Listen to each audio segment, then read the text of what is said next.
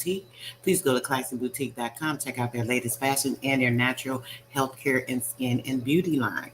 All right, guys, today we're going to be getting into some programming, going over what was going on in this particular past. So I'm going to start here. With prominent Americans you assume were Caucasian. Let's just listen up.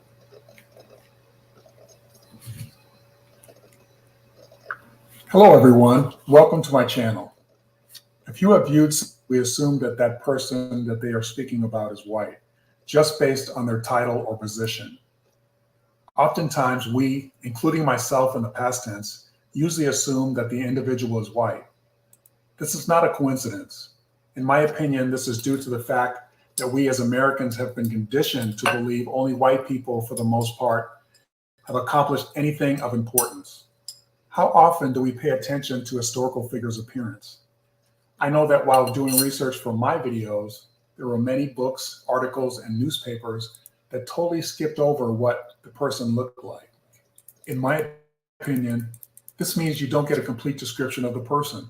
Another factor, and this is a glaring issue, does the painting, photo, or etching even resemble the written description? Now, I've also come across many books, articles, and newspapers that do have a physical description of the person, but for some reason, these pieces of literature don't make it onto the high school or college course reading list. Although, on the occasions when they do appear on the reading list, and the subject has a shallow or light, tawny, brown, olive, dark, swarthy complexion, the darker complexion gets explained away as the person only having dark hair or eye color or both, which of course totally negates the meaning and definition of complexion. This false definition of complexion has been acceptable by academia for a very long time. However, now that the internet is available to the masses, it allows one to search thousands of keywords in seconds. You should soon come to realize, or at least some people realize, that there is something majorly wrong with how history has been portrayed. Again, as I always do in my videos, I will give you the definition of the word complexion. There are three basic categories when most people are described in history: complexion, hair color, and eye color. Although in modern times we can change our complexion. Take Michael Jackson, for example. He kept the same hair color, however, he has had various complexions. He went from a dark complexion to a pale complexion. He is a perfect example of the extreme differences in complexions. He went from black to white. This is my theory. After conducting years of research, Black Europeans of the colonial era and after did not consider themselves Negroes, or what you and I would consider the typical Black person today. There were several reasons for this, and I don't want to delve into it too heavily. I can do that in another video. But briefly, Black Europeans obviously were of a different culture. They spoke European languages. They had distinct accents. The elites considered themselves educated and intellectual. Some also had slight variations in eye color and hair texture, and this was due to hundreds of years of isolation and in many cases mixtures of people.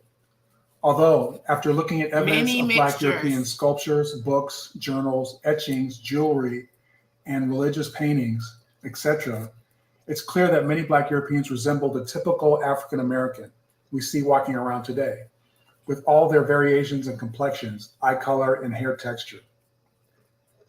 As far as the term Negro and who the Europeans called Negro, they were referring to the Aboriginal people of America, the AKA Indians. Okay, I can hear people now. Oh, sure. Now the American Indians were Black people too. This is exactly what I'm saying. There's a huge amount of evidence for this assertion, but I am not going to cover that now. There are researchers who have hours and hours of research backing up this theory. I will do a video on that topic and link all the researchers to that video. If you're not familiar, go to Due to the obvious white supremacist tilt on what is provided to the public via our educational system, especially since the Woodrow Wilson administration, pointing out complexion is one of the only ways that the reader can determine the ethnicity of the subject, or in modern terms, is the person Black or white. I mentioned Woodrow Wilson because it was during his administration that much of the common historical knowledge was omitted, destroyed, and rewritten to be replaced by Woodrow Wilson's historical point of view, which was based on the lost cause narrative. The lost cause narratives typically portray the Confederacy as a noble, just, and heroic group. So with Wilson's presidential power and academic influence, and also having been the former president of Princeton University, the majority of the nation stopped using the common history books of that era and started using the historical books literally written by Woodrow Wilson. A 10-volume set of history books that, in my estimation, changed a nation. And just as a side note, the Board of Trustees of Princeton University on June 22nd, 2020, released a statement that read, Board of Trustees concludes that Wilson's racist views and policies make him an inappropriate namesake for the School of Public and International Affairs and Residential College. The current president, Christopher Eisgruber, I may have pronounced that wrong, in a statement when explaining why the board made its decision said, Wilson's racism was significant and consequential even by the standards of his own time. He segregated the federal civil service after it had been racially integrated for decades, thereby taking America backward in its pursuit of justice. He not only acquiesced in, but added to the persistent practice of racism in this country, a practice that continues to do harm today. He went on further to say, and I am paraphrasing, Princeton is part of an America that has too often disregarded, ignored, or excused racism, allowing the persistence of systems that discriminate against Black people. And yet another leading cause of misinformation regarding European and American history was due to the direct and indirect influence of the Daughters of the Confederacy. A great video to watch regarding the impact they had on American history was created by Vox, V-O-X, on YouTube, and it's titled How Southern Socialites Rewrote Civil War History. Okay, so now let me show you more evidence as to why I believe that there were thousands of Black Europeans that immigrated to America from Europe. Okay, so now let me show you more evidence as to why I believe that there were thousands of Black Europeans that immigrated to America from Europe. All right, so I'm going to start off with the great Daniel Webster. And so for many of you, you're wondering who the heck is Daniel Webster? Well, Daniel Webster was born in Salisbury, New Hampshire, January 18th, 1782. His parents were Ebenezer Webster and Abigail Webster. Ebenezer was a tavern owner, farmer, politician, and finally a judge. The Websters were of English and Scottish extraction. In Daniel's early life, he was educated at the Phillips Exeter Academy, and then he went on to Dartmouth College. Daniel was a lawyer and a statesman who represented New Hampshire and Massachusetts in the U.S. Congress. He also served as Secretary of State over 200 cases before the U.S. Supreme Court and was a member of the Federalist Party and the National Republican Party and then the Whig Party.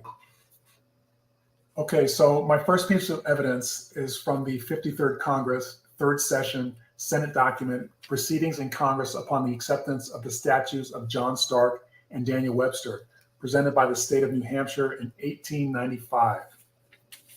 As you can see on page 84, I quote, Captain Ebenezer Webster, father of the godlike Daniel, the great Constitution expounder, whose statue stands alongside that of Stark in yonder hall, and whose name is writ with his high on the scroll of fame.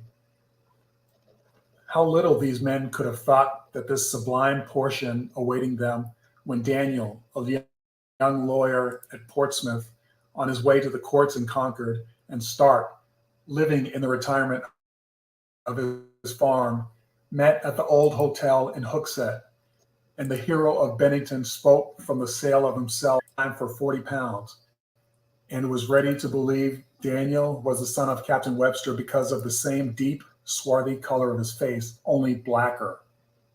Again, pay attention. Not only is he saying Daniel's father was the same deep, swarthy complexion, Daniel's face is even blacker.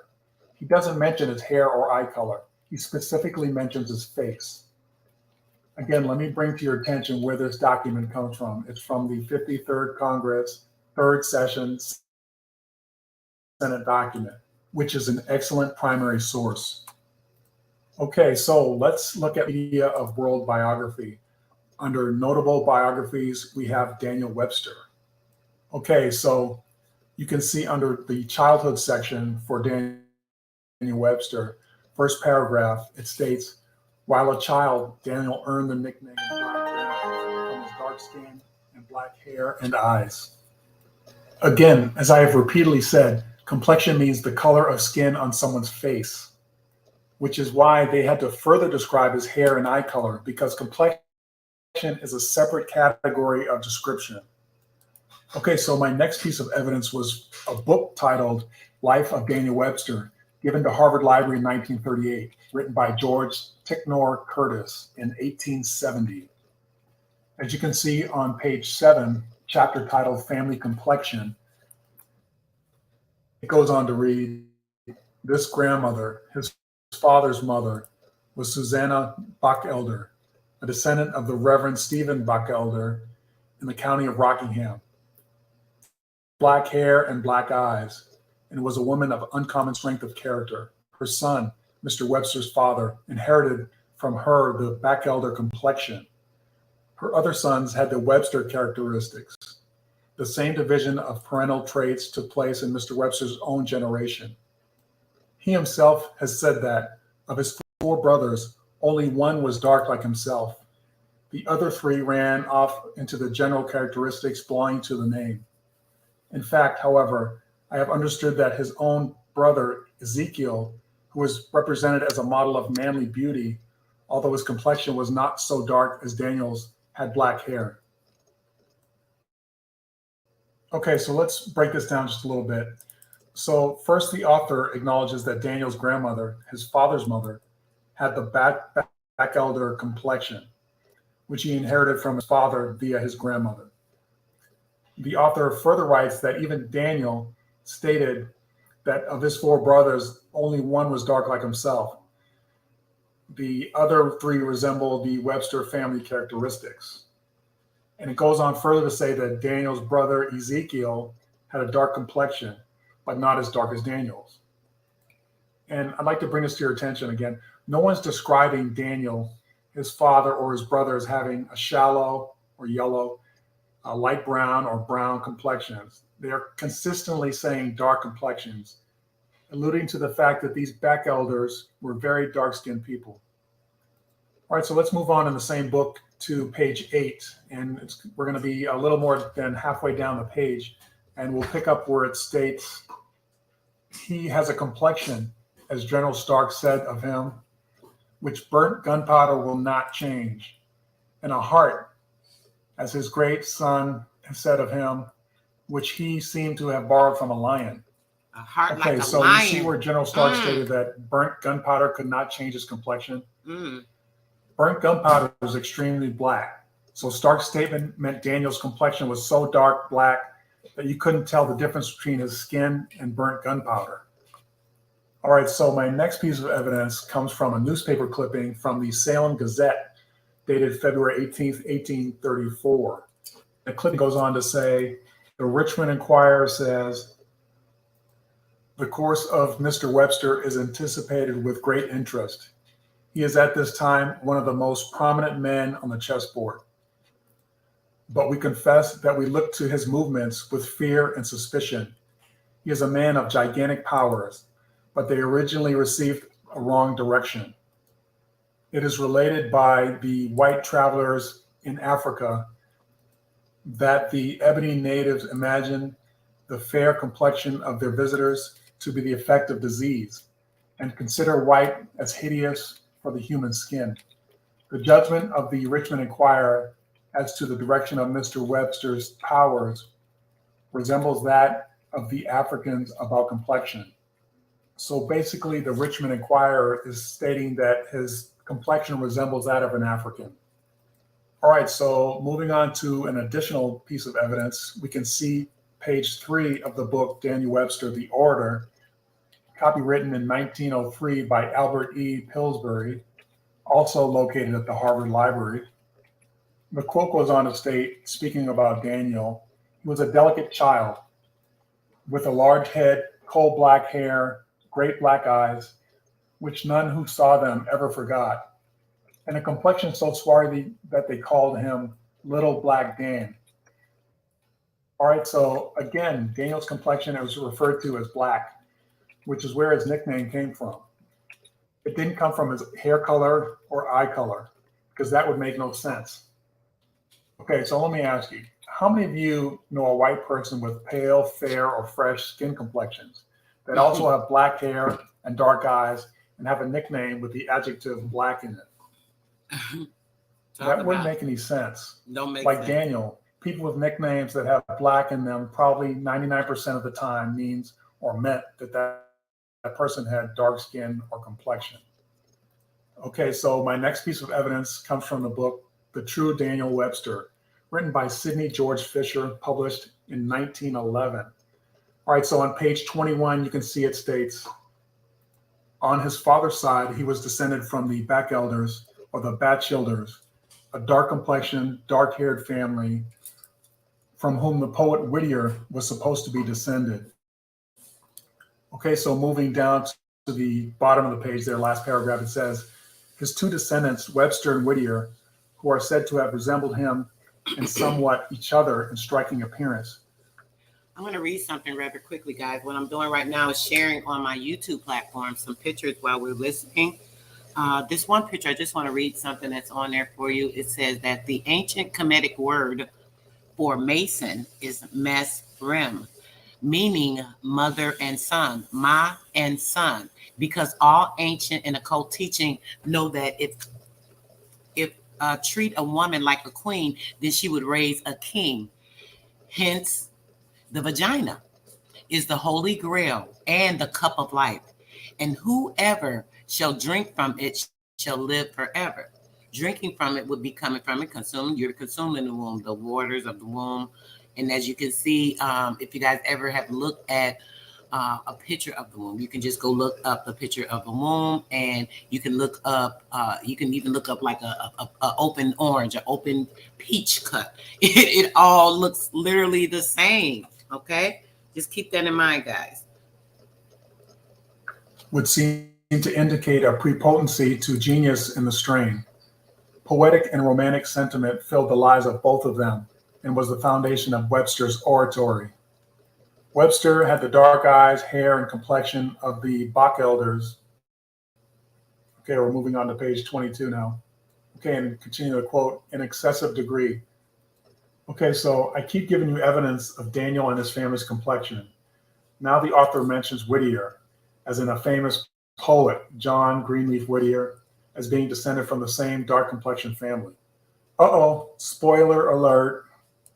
How far down the rabbit hole are we willing to uncover the truth? I say all the way. Okay, so we'll get to the poet, John Whittier, a little bit later in the video. All right, so still looking at Daniel Webster, on page 51 of the same book, it states, Ezekiel, too, joined the New England aristocracy of education. He was of dark hair and complexion like the father and Daniel, very handsome, and famous all his life in New Hampshire for his good looks. His ability was of the solid, conservative order, equal, as some suppose, to Daniel's, and he became a prominent citizen of New Hampshire, an important man in politics, a member for many years of one or the other branch of the legislature, and not legal advisor. But he had, it seems, none of the brilliance or quickness of apprehension of his distinguished brother, and died suddenly while speaking in the courtroom at Concord at the age of 49. So dark complexion Ezekiel was also of the New England aristocracy education. Funny thing, I grew up and was educated in New England, and not a peep about the famous Webster family being black. Okay, so moving on to page 69 of the same book, I'm going to start off with a quote that states, his brothers and sisters had none of his marvelous power. He stood alone among them. In the animal kingdom, naturalists used to give to such sudden development in a species the name sport, and in modern times, the Darwinians call it a mutation. It is impossible to account for such appearances, as it is impossible to account for Mr. Webster's contemporary genius, Napoleon, the most extraordinary mutation in human intellect and physical endurance that has ever been known. Perhaps the cross-blonde, slender Webster type of outdoor farming people with a dark complexion, heavy-built, indoors, intellectual, learned, box-elder strain was a lucky outcross, what the animal breeders call a nick.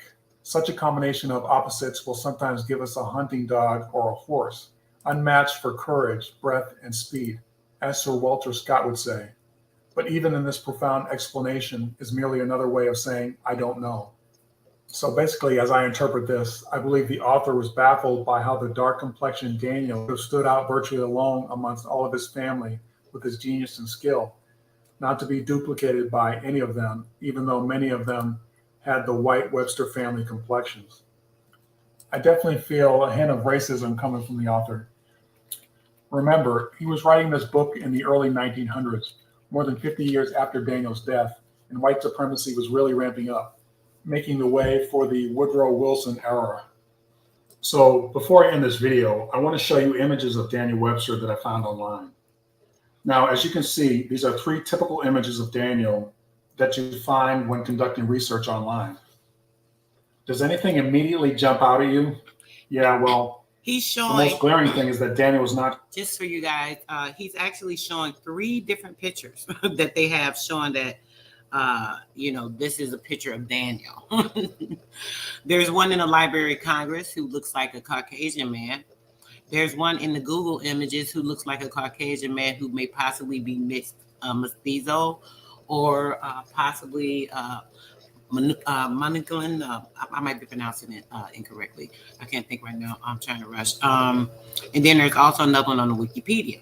And none of them look like, the description at all. Shown as being dark complexion, let alone swarthy or black. Remember, his childhood nickname was Little Black Dan, and according to his descriptions, he's supposed to have really dark skin. This is obviously not the case based on the images that I was able to find of him. As I mentioned before, whoever owns the media, that's like newspapers, libraries, historical societies, photos, paintings, etc., or can provide access to them, controls what the public sees. Therefore, we get images that don't match the description of these people that I'm showing you. Please keep that in mind while you're watching my videos. Look, I just have to truly confess that I'm fascinated by this research. I hope this video has been interesting so far, or at least informative. Very informative. Okay, so I was going to include the dark complexion Colonel Ebenezer Webster, Daniel's father, as one of my prominent Americans. However, we have covered him and his family quite extensively already. I do want to conclude this segment regarding Daniel and his family by reminding you that the Bach elders are of English and Scottish extraction or genealogy, furthering my point that many of the Europeans that came to America were Black people. However, as I mentioned earlier in the video, these Black Europeans didn't consider themselves Negroes or AKA Black people. They were considered white. Crazy, I know. But I will show you direct documented evidence of this assertion in my next video. Beautiful little girl she was. All right, so let's move on to another prominent American that we all were taught was a white person. And that would be Supreme Court Chief Justice John Marshall. Now, I realize that we were all taught that Thurgood Marshall was the first Black Supreme Court Justice. Lie. Well, we were all fooled again. And when I say all, I mean most of us. Of course, this information is available. And just to verify, guys, today earlier on sistersoul.com, we did a live video on the Melungeon people. The Melungeon people are a race of mixed breeds invaded in a particular land by a colonist, Hernando de Soto, who actually held an army and they came and encamped in the area with 1,000 people, including about 200 slaves from other areas. and then they invaded the Indian village, therefore creating the Melungeon people. Out of these people derived a lot of people that have so-called pass for white. You know, we've seen these movies in the past where they talk about people that are passed for white, they passing for white, you know, they look white and, you know, they're pale, they're going to get by because they can, you know, get a better life. These people have done this through history, including Abraham Lincoln. People have thought him to be a white man, but if you look at him, you can tell he's just not a white man. He's mixed with a couple of things. And it's been proven that he is, his bloodlines and DNA tied to being a Melungeon, including Elvis Presley, also being a Melungeon, and other artists and stars. But we'll continue on. But you have to know what keywords to pay attention to, which is why I always focus in on the word complexion, because that is one of the only indicators that you will get when researching a lot of this material. So who was Chief John Marshall? This is what Google and many books say he looks like. However, as I'm revealing to you, that is not what is written. Okay, so let me tell you about who John Marshall was. And I'm getting this description from Wikipedia. John Marshall was born September 24th, 1755, and he died on July 6, 1835. He was an American politician and lawyer who served as the fourth Chief Justice of the United States from 1801 to 1835. Marshall remains the longest serving Chief Justice and the fourth longest serving Chief Justice in Supreme Court history. And he is widely regarded as one of the most influential justices to ever sit on the Supreme Court. Prior to joining the Supreme Court, Marshall served as the United States Secretary of State under President John Adams. Marshall was born in Fauquier County, Virginia in 1755.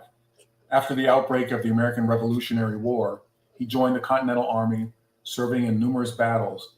During the later stages of the war, he was admitted to the state bar and won election to the Virginia House of Delegates. Marshall favored the ratification of the United States Constitution, and he played a major role in Virginia's ratification of that document.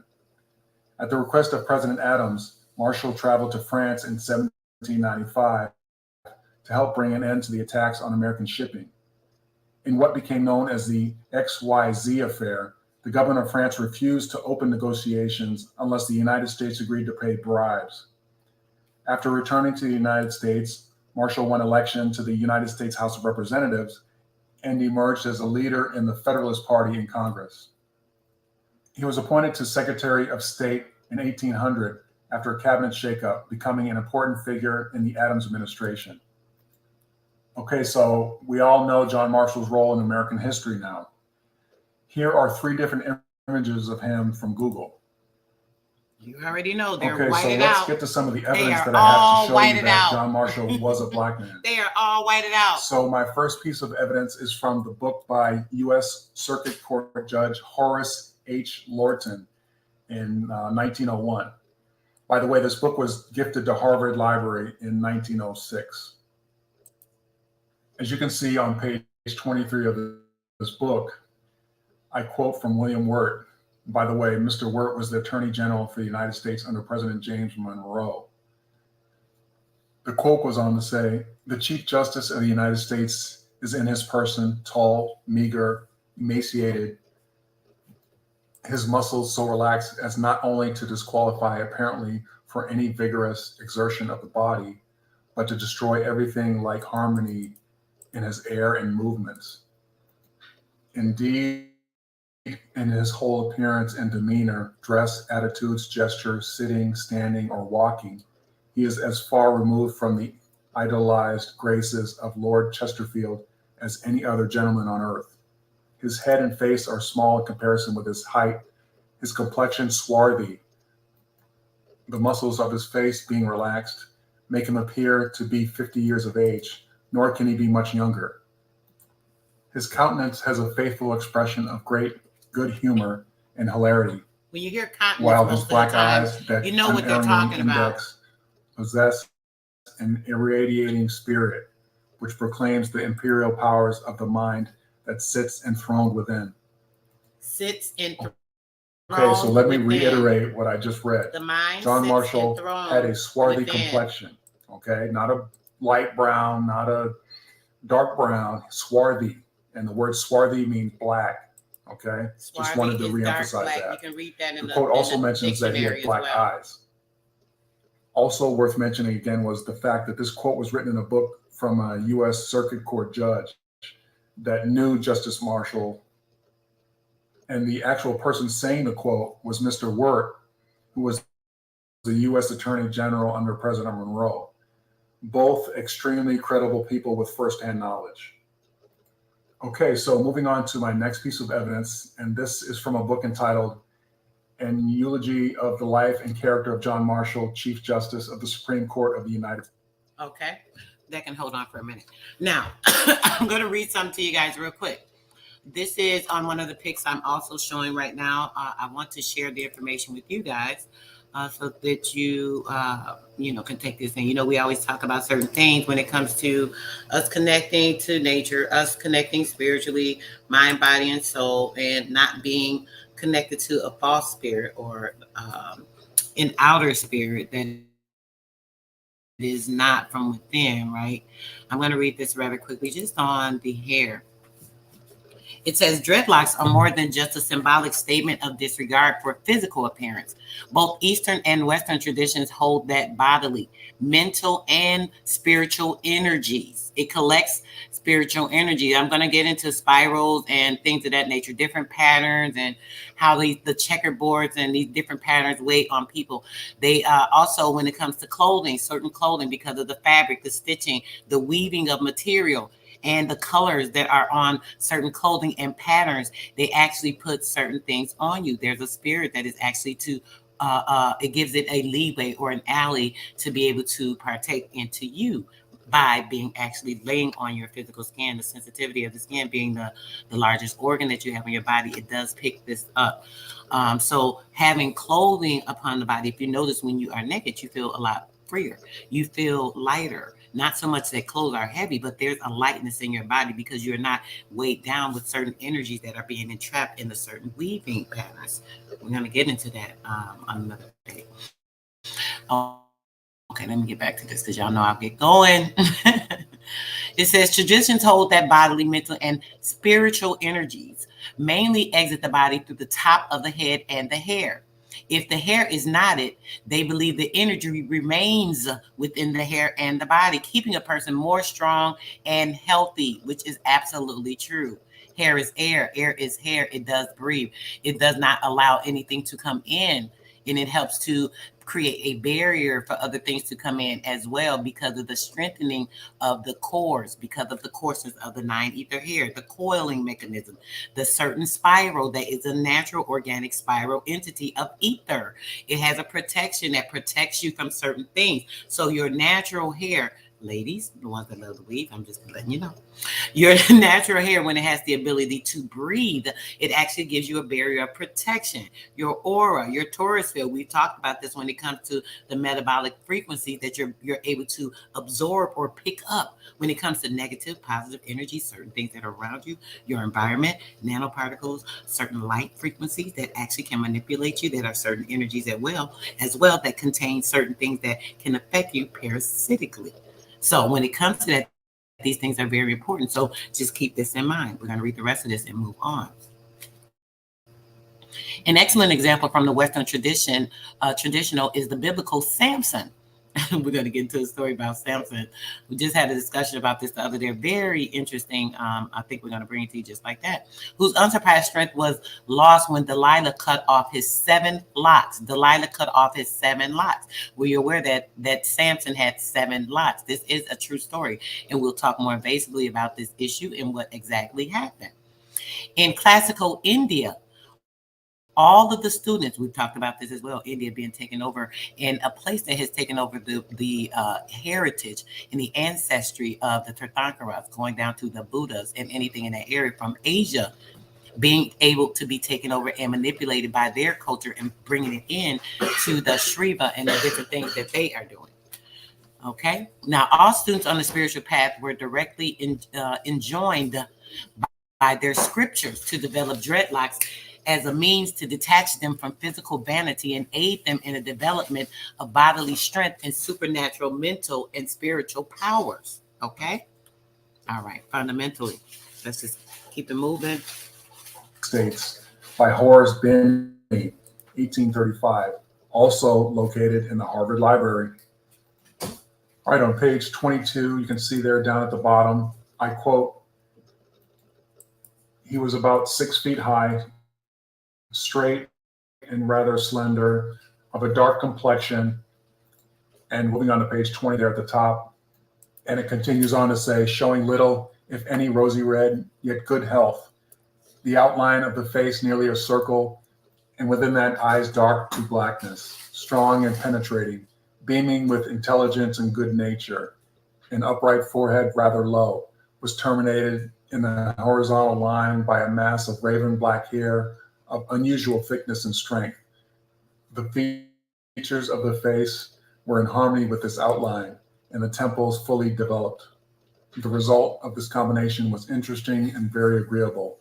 The body and limbs indicated agility rather than strength, in which, however, he was by no means deficient. He wore a purple or pale blue hunting shirt and trousers of the same material fringed with white. A round black hat mounted with buck's tail for a cockade crowned the figure and the man." Okay, so what I just read was Justice Marshall had a dark complexion, eyes dark to blackness, and a mass of raven black hair of unusual thickness. Thick, That sure doesn't come across thick hair. in the images given to us in modern times, does it? No, it doesn't. All right, so the next piece of evidence is by his biographer from the Charlotte Observer newspaper, dated October 3rd, 1909. As you can see, it states, "When a youth of 19, Marshall joined the Continental Army. Here is how he looked according to his biographer. He was about 6 feet, straight and slender, of dark complexion, with eyes as blackness, strong and penetrating, beaming with intelligence and good nature. An upright forehead, rather low, was terminated in a horizontal line by a mass of raven black hair of unusual thickness and strength." Again, you can see his biographer is saying that he had a dark complexion, eyes as dark as blackness, and raven black hair. All right, so here is another newspaper clipping from the Rhode Island American, dated February 24th, 1834. All right, you can see the newspaper clipping which states, "Along the tribunal, covered with green cloth, you see Chief Justice Marshall take his seat in the center. You think of him as the author of the voluminous, authentic, and valuable, but not elaborate, the polished life of Washington sooner than as Chief Justice of the United States. He is now apparently at the age of about 60, without any marks of infirmity in his person. He is a large, thick-set, and athletic man, with a grave, substantial countenance of a dark complexion, with no prominent features. His hair is of an iron gray, cut short before, and tied in a club behind. I have hardly heard him speak, except in interlocutory business, and probably in an undertone of voice. In his movements, he appears to manifest much of the Virginia stateliness and dignity of manners. In fact, a solid and substantial man, without any extraordinary share of genius, taste, or elegance." Okay, so as you can see, Justice Marshall was referred to as having a dark complexion. His hair is iron gray. He is a reverenced and highly respected Virginian. So what happened to turn the tide against people with dark skin in this country? Well, I will get to that in a future video. For now, I just want you to ponder this video and other videos that I've made available to provide links to. All right, so this next newspaper clipping is from a different newspaper, This one is from the Vermont Sentinel, published as the Northern Sentinel, dated March 4. The paper apparently carried the same news report. Okay, so there are definitely more sources that I can provide. Unfortunately, I've rediscovered. And before I move on, I just want to bring your attention again that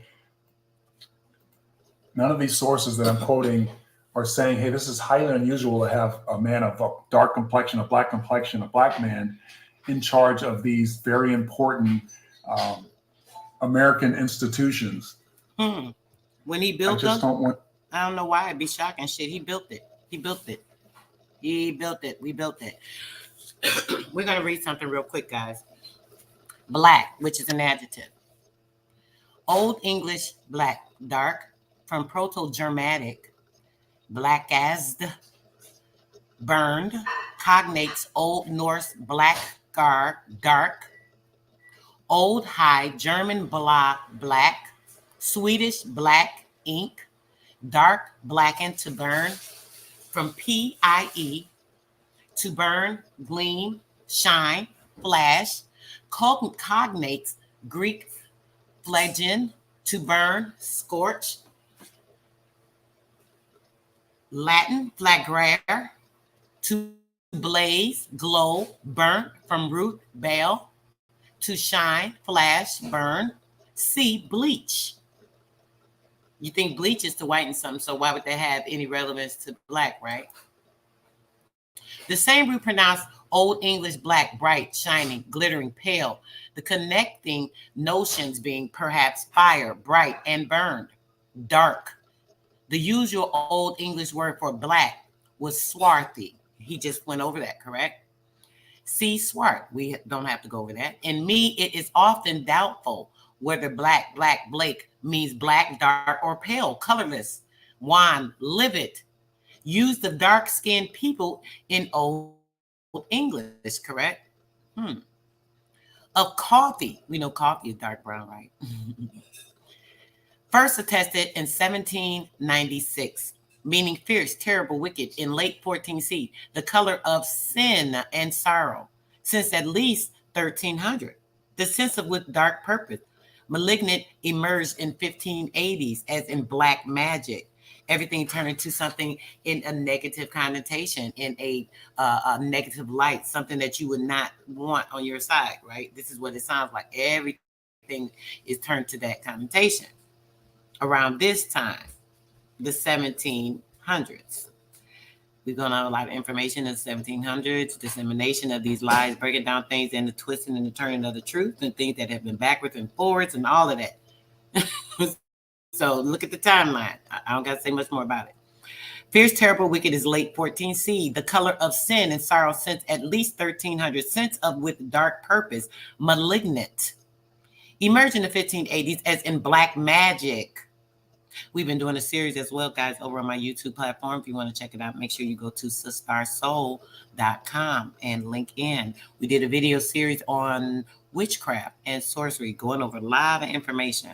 And a lot of this stuff ties all back into the same thing that I always keep telling you about: the indoctrination, the spell binding, the brewing, and the witchcraft and the sorcery over the person's mind, body, and spirit. Right? Okay. So blackface is in reference to performance style originating in the U.S. from 1868. Trying to get that energy. They thought they put some color on. They moved and danced around like us. They was going to bring some of that back. You can't do that. It's not nothing to play with. You got to be real. Okay? Keep that in mind. Let's continue on. You guys got about 15 more minutes. You'll be able to hear the rest of some of this video, and I'm going to let you go from there, unless I find it's something pertinent you need to listen to.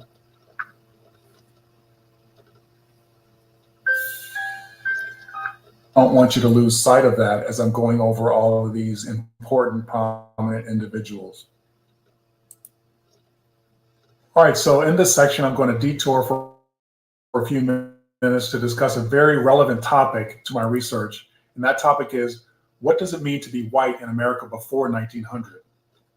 Uh-oh. All right, so as you can see on the screen, I'm going to be referencing a newspaper article from this paper dated March 1914. This was located in Columbia, South Carolina.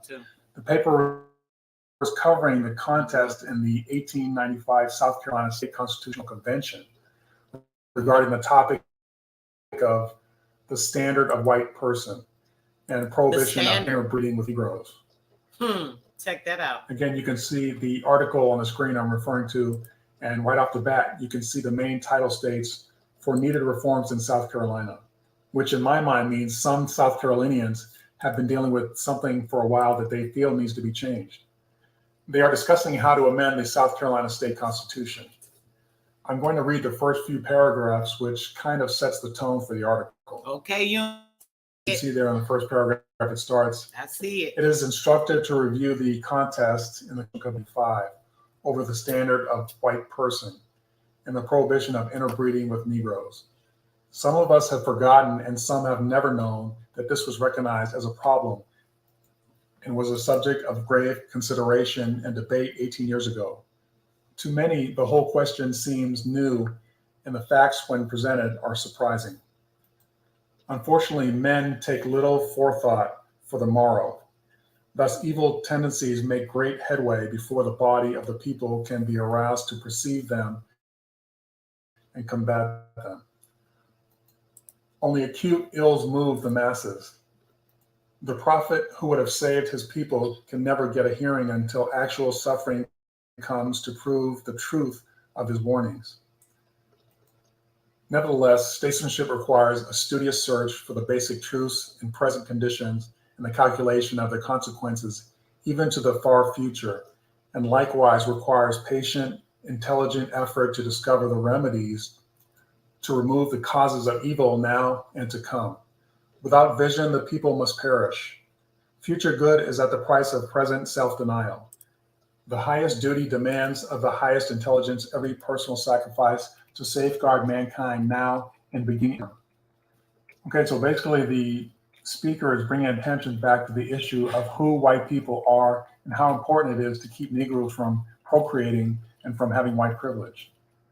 The author goes on to say and alludes to the issue that few men think about how these issues will affect white people, not presently, but in the future. This is evident when he says, and likewise requires patient, intelligent effort to discover the remedies to remove the causes of evil now and to come. He's also saying, and I'm paraphrasing, be careful, white people. Take action now so we can safeguard mankind now in being and to be born, aka future generations. All right, so next, they move on to the topic of miscegenation. Miscegenation means the interbreeding of people to be of different racial types. Keep in mind, race has been determined to be a social construct since the 1950s. However, we are currently talking about 1895. All right, so I want to move on to that next quote under miscegenation. It goes on to say, E.F. Taylor of Chesterfield proposed the following as a section of the new Constitution. The intermarriage of white persons with Negroes, mulattoes, or persons of mixed blood descended from a Negro is prohibited in this state. Here they go, talking about that black seed. This legislature shall enforce this action by appropriate legislation. And then it goes on to O.R. Lohman of Orangeburg, offering the same provision with the additional words before the verb, or they're living together as man and wife. And then they're under section, looks like 34 or 84, looks like 34, I think. The marriage of a white person with a Negro, mulatto, or person who shall have 1/8 or more of Negro blood shall be unlawful. The one-drop rule. So here, the committee rejected the aforementioned proposals and brought forward a proposal that used a 1/8 or more Negro blood rule. All right, then the article further goes on to say, this report being under consideration, George Johnstone of Newberry moved to amend by striking out 1/8 or more of and inserting the any, which was agreed to. All right, so just recapping that session, George Johnstone proposed striking out 1/8. No, Lucky, I haven't, but I'll look it up and check it out, brother. All right, so just below that, you can see it says disqualify miscegenator. And here, Robert Smalls of Beaufort, a ginger cake Negro, the author is describing the color of this legislature's complexion.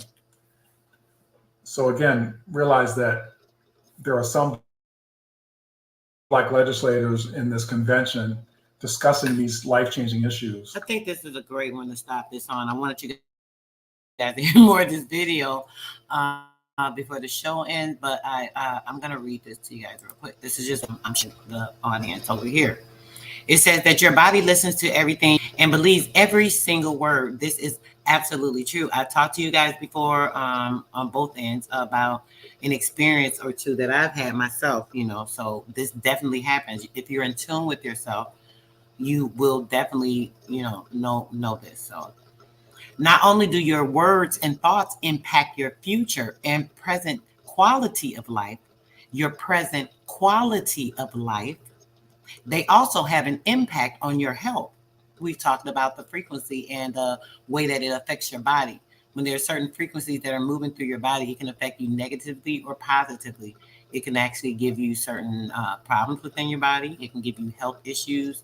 It can mess with the functioning of your blood, moving in the proper frequency itself. The cells actually being dysfunctioned and disfigured, being manipulated by nanoparticles, chemicals, things of that nature, causing dysfunction or breaks in the proper balance. These things are very important. So words are very important when it comes to affecting the physicalities, all due to the metaphysical strength that we have and the power that we have within, even though you may not know you have it. Okay. So here's the big question. Are your words making you and your loved ones sick?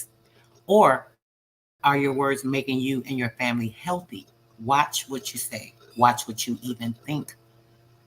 The thought is what actually takes the action before you can even bring it out of your mouth.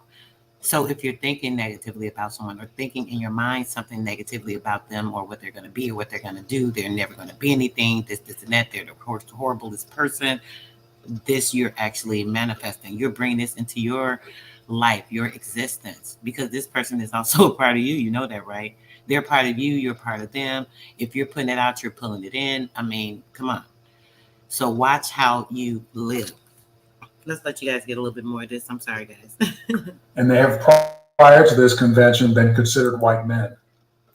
All right, so Smalls goes on to say, and I quote, and that any white person who lives and cohabitates with a Negro or mulatto or person who shall have 1/8 or more of new blood shall be disqualified from holding any office of emolument or trust in this state.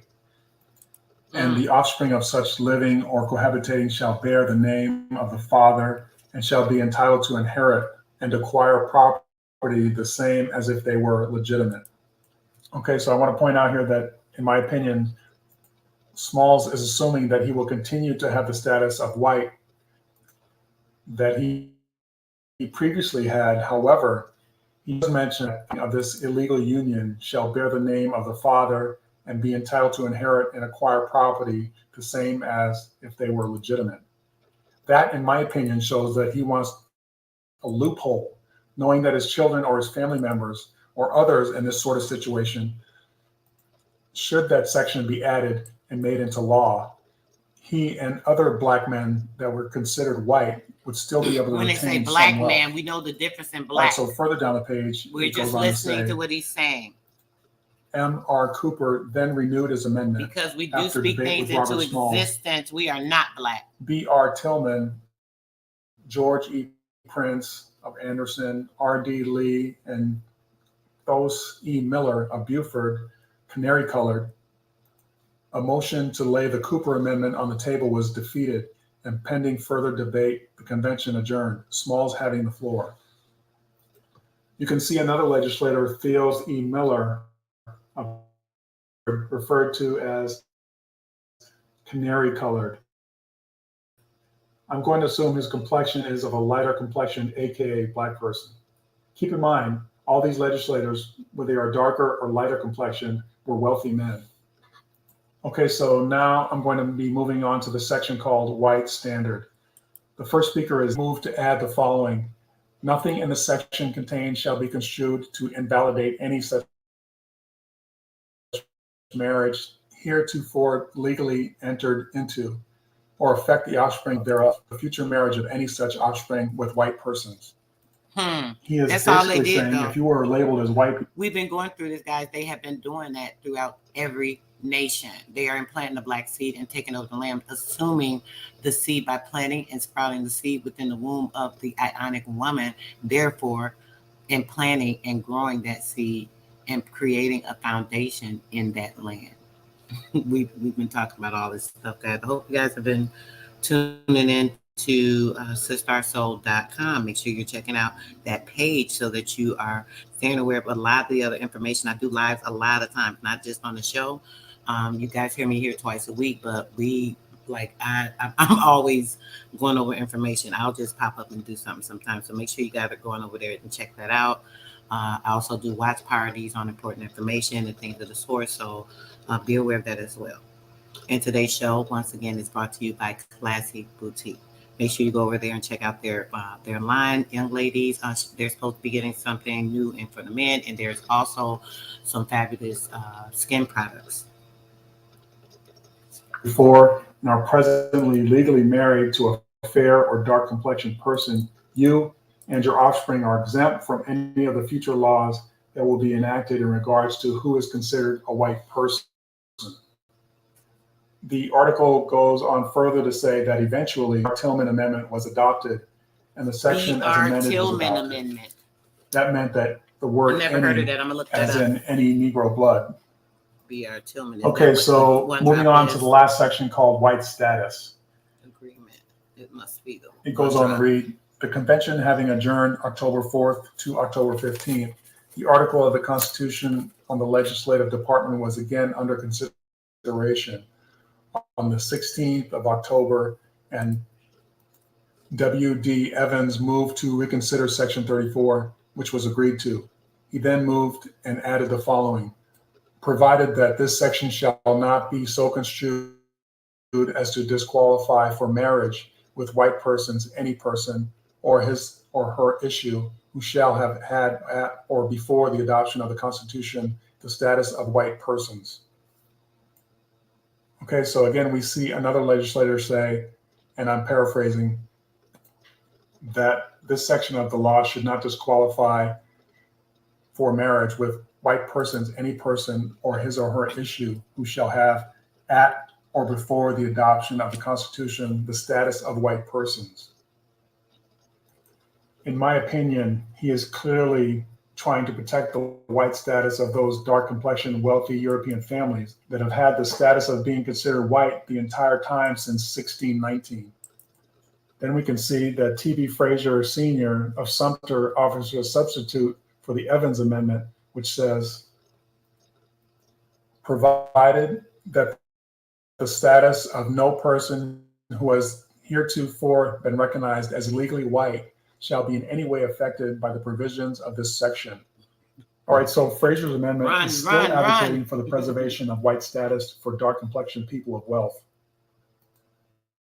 All right, so let's move down to the heading that says pure white loot. And from there, we'll go down to the paragraph that starts, Robert Smalls then renewed his amendment, omitting this time the clause which provided that the colored illegitimates should share in the inheritance of property. And he goes on further to say, and any white person who lives and cohabitates with a Negro, mulatto, or person who shall have 1/8 or more of Negro blood shall be disqualified from holding any office of emolument or trust in the state, and the offspring of any such living or cohabitating shall bear the name of the father. All right, guys, we're going to stop it. And we will, I will play this for you guys. I know you possibly want to hear the rest of this. We're stopping at 43 minutes, and I'll possibly play this for you guys Wednesday. If I don't, I think I have some set up for Wednesday, but if not, if Wednesday, we will play this. Today's Wednesday, I'm sorry. Sunday, I meant to say. We'll play it Sunday. If not Sunday, we'll play it next Wednesday. I believe I have something set up for Sunday, I meant to say. So we'll see about next week, Wednesday, playing this and getting that set up for you guys. So I appreciate you guys for tuning in. Thanks so much for tuning in to Sister Soul Main Radio. Make sure you guys are tuning in each and every Sunday and Wednesday at 6 p.m. Central Standard Time so that you're not missing out on anything very important or pertinent. Thank you so much and have a good evening. All right, guys, give me a second here. Let me get this closed out, and we will continue with a little bit more of this before I end this today. Okay. All right, guys. All right. So, yes, guys, let's go ahead and continue on. We'll play a little bit more, guys. I'll let you guys hear a little bit more of this. We'll probably go a few more minutes. If you guys are interested, let me know. Put a one in there if you guys want me to get into some other stuff, because there's like so much other stuff I can get into as well. Since this is like the ending of the show, we can go into some other things. Um, there are a couple of part twos I need to get into that I wouldn't want to do that because that'll take a little longer, but there are a few things that we could just touch on. Maybe some other information we talked about earlier. If you guys want to listen to the rest of this video, press 1 and we will continue. If not, we will do that. Get back into some other information. So let me know. Press 1 for the video and press 2 for the info. 1 for the video, 2 for the info. How y'all like that? Let me see. I'm going to play y'all one little song real quick. Take me a break, freshen up my drink. And when I be saying that, I hope y'all don't think I'm drinking alcohol. I don't drink alcohol, just so y'all know. I don't drink alcohol at all. At all. I'm talking about at all. Never have. Never have. Like, seriously, it's just really not my thing. I tried it when I was in high school, me and some friends. Man, that's the experience of the way that stuff made me feel. I will not do that again ever in life. So yeah. Let's play you guys something real quick. And as we do that, I will you guys give me a 1 or 2. A 1 for the video, a 2 for the info, 1 for the video, 2 for the info. If I don't get a response, we'll end it right here. And I'll get with you guys tomorrow. Peace. Sis said both of them, though. Yeah. Honestly, I'm just looking for a feather girl, you know?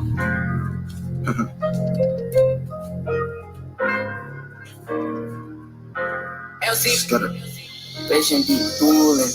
What's your name? What's your sign? I'm just trying to make you mine. Chocolate girl, you know you fine. Do I ever cross your mind? Get it wet, make it rain.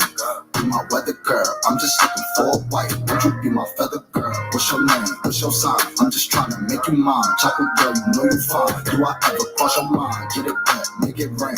Be my weather girl. I'm just looking for a white. Won't you be my feather girl? Yeah, you bad. Yeah, you fine. I'm just trying to make you mine. You ain't worried about these pennies, girl, cause you know you a dime. And I knew that I would have you. I just had to wait my time. Had to know you past looks, cause you know that love is blind.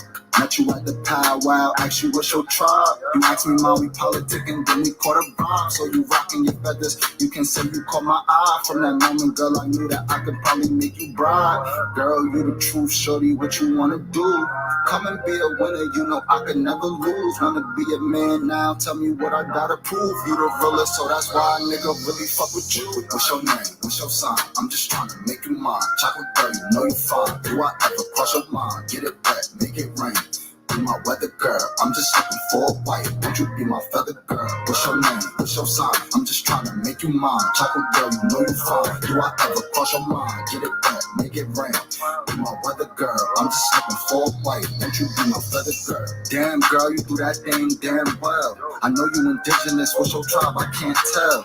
Are you Choctaw, Chickasaw, Cherokee? No interracial girl, I only fuck with chicks that look like me. I like a long hair, melanated vibe with no guidance. Shorty, I'ma be your God. Let me show you how to live. It's not enough to just survive, but maybe have a couple kids if I end up between your thighs. For real.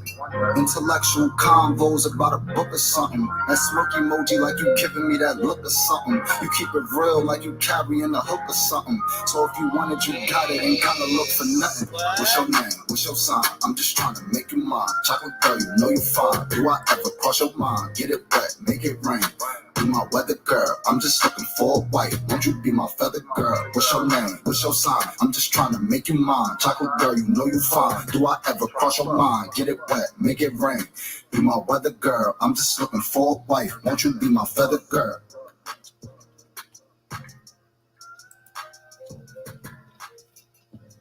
Appreciate you, sis. Thank you, darling. I love when you guys are appreciating the information. They Like gonna do it for 'em. seriously. Let's do that. I keep saying 111-222. Tony said it as well. Sis, like 111-222, 111-222. All right, let's get it. We're gonna play a little bit more of the video for you guys, and then we're not gonna play the whole video because this thing is pretty long. Actually, it's a lot of info in this video. Maybe I'll play some more for you guys early tomorrow morning. I'll get up and do that. We'll play a little bit more of this, and then what we'll do is get into a little bit of information so we can still try to keep it at least around 2 hours. Is that okay? Of the father. Well, his amendment failed. I'm just going to read this last part that says, the suffrage article of this Constitution includes miscegenation as one of the crimes upon conviction of which a person shall be disqualified from voting and therefore from holding office. But there are practically no persecutions. This crime is defined by the legislature as attempted intermarriage between a white person and any mulatto, half-breed, Indian, Negro, or mestizo. So these wealthy, mostly fair-complexioned men were determined to disenfranchise anyone who wanted to marry, cohabitate, or procreate with anyone they now considered non-white. And this time they meant non-fair-complexioned people, aka all people with dark complexions, or those persons that maybe had lighter skin in conjunction with typical maybe black facial features or hair texture. Anyway, this really shows the power of politics and how it can be corrupted. Fair complexioned politicians had the majority and easily took away people with dark complexions and their descendants' wealth, suffrage, and humanity because they were greedy, jealous, envious, and power hungry. Greedy, not wanting jealous, to compete for resources man to man, as envious, had been the case for 200 plus years, power hungry, regardless of complexion, but rather remove any way for a person of color to advance themselves and their families. What you can clearly see is that miscegenation had been going on before 1895. That means there are plenty of AKA white people descended from black great-great-great-grandfathers and grandmothers who have no idea about their lineage because before the late 1800s, white was a status, not a skin color. You can also really see that the white was from people with darker complexions as well as people with very light complexions, aka white people. As I mentioned previously, he's showing a dark Abraham complexion Lincoln person too. from Europe is considered white, even if they were as dark in complexion as Daniel Webster, aka Black Dan. Okay, so maybe it's just my perception, but you should clearly be able to see through this article that being considered white was a status and had nothing to do with skin color. I will also show you in a future video how this white status continued to be bestowed on just about anyone who immigrated to the United States well into the present times, as long as they didn't come from a perceived black country. All right, so moving on to my next prominent American. We have to cultivate our spirituality. We tend the garden of our souls, bringing forth the fruit of immortality unto everlasting life.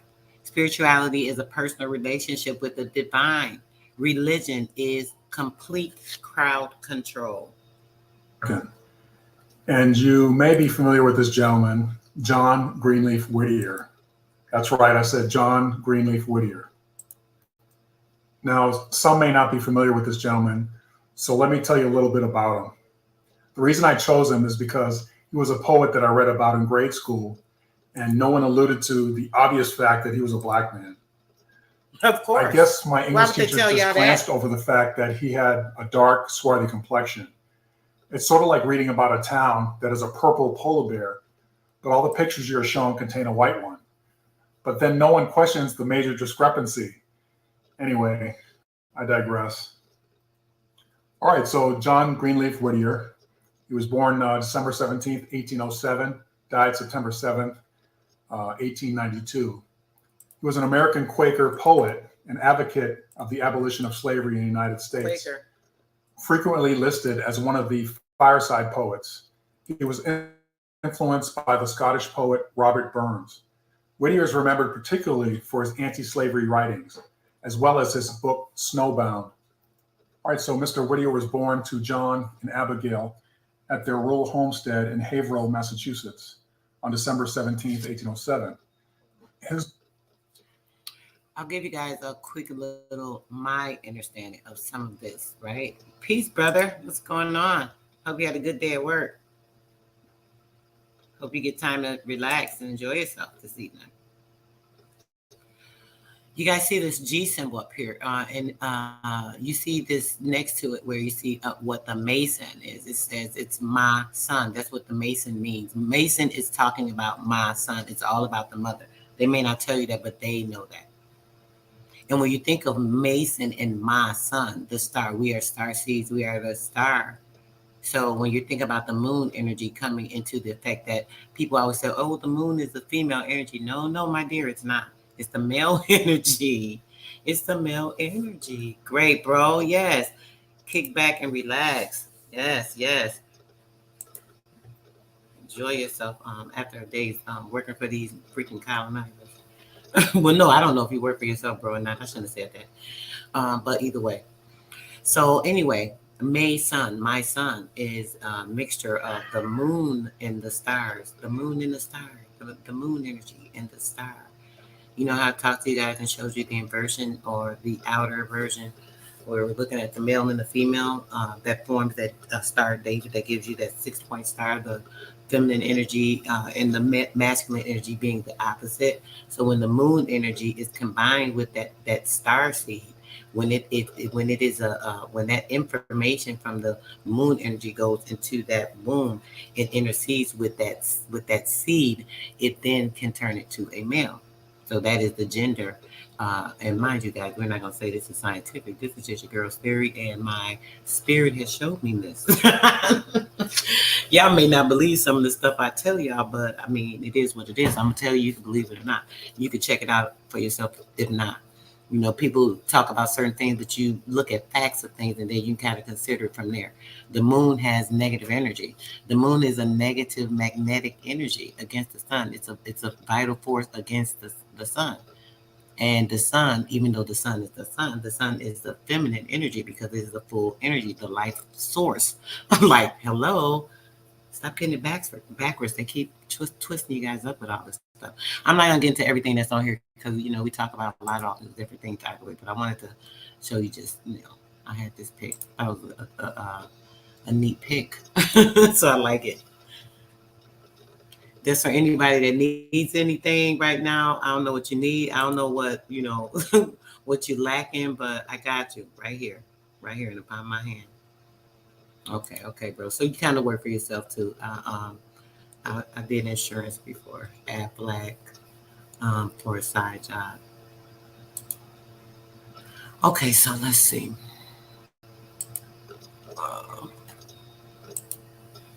The human experience is not governed by any of the hierarchical structures of the subordination. The human experience is governed by the sophisticated harmonics of the universe. The sophisticated harmonics of the universe.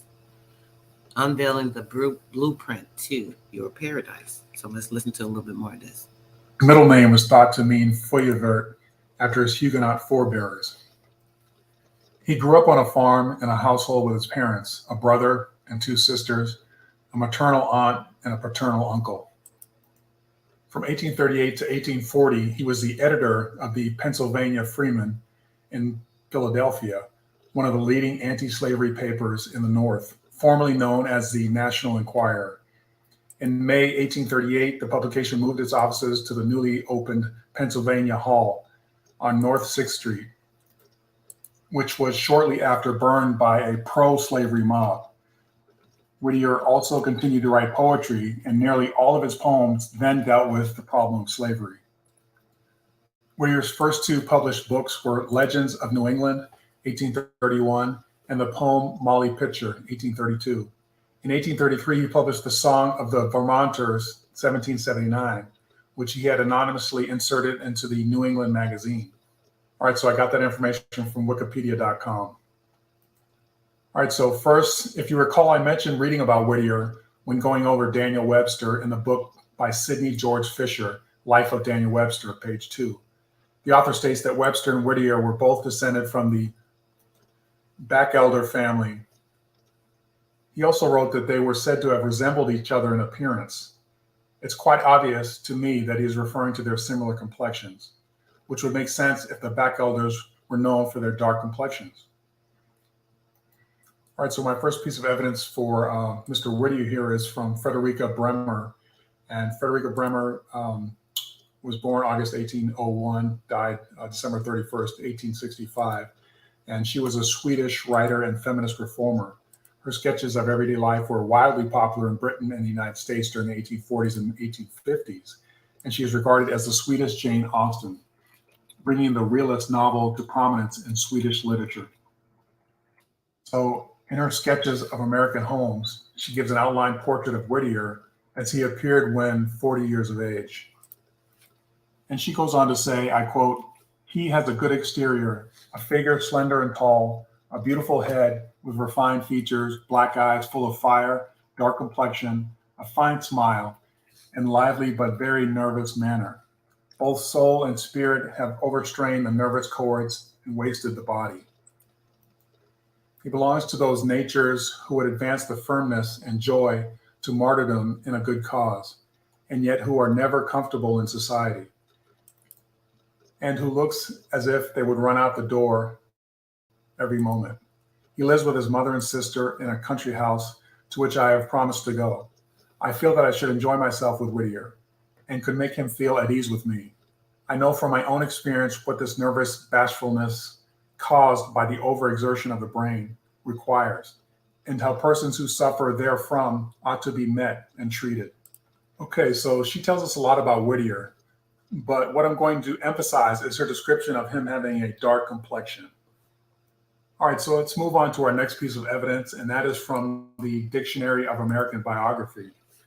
And this description was published under the auspices of the American Council of Learned Societies, archive.org. All right, so it goes on to say, Whittier was a tall man with piercing dark eyes and a swarthy complexion, and was somewhat vain with respect to his appearance. Although a genial person, he would occasionally flash out in anger when people did not agree with him. He resented the reputation he had of being a saint. That he was of a heroic spirit is beyond question, for he sacrificed much, endured abuse, and faced physical perils in his devotion to the cause which he espoused. And it continues to say, he had a fine sense of humor and was adept at telling amusing tales. Toward other people's beliefs, he was in general tolerant, and he sympathized keenly with those who were persecuted on account of their race, color, and creed. I wonder why. Was it maybe that he had the status of being considered a white man because of his European heritage, even though he was a black man in his outward appearance? So just to sum up some of this information I just read, Whittier is described by Bremmer as having a dark complexion and by the American Council of Learned Societies as having a swarthy complexion. And as you can see, I have two photos and one drawing of Whittier. The two photos are obviously not showing a dark complexion or a swarthy man. The drawing, on the other hand, may be a little closer to what he may have looked like, especially noticing his woolly, curly hair texture versus the other two that have straight hair. Although even in the drawing, he is not shown with a dark complexion. All right, so that's what I found on John Greenleaf Whittier. All right, so let's move on to a big one, Abraham Lincoln. Yes, I said Abraham Lincoln. I don't think I have to introduce this man because if you were educated in the United States, you were taught just about everything about him, except for the fact that he had a self-prescribed dark complexion. Now, isn't it funny that his complexion never gets any attention? Okay, so I'm going to give you the bare minimum on Mr. Lincoln, and then I'll move on to the evidence I have for him. All right, so Abraham Lincoln was born February 12, 1809, and he died April 15, 1865. He was an American statesman and lawyer who served as the 16th President of the United States from 1861 to 1865. Lincoln led the nation through its greatest moral, constitutional, and political crisis, the American Civil War. He succeeded in preserving the Union, abolishing slavery, bolstering the federal government, and modernizing the U.S. economy.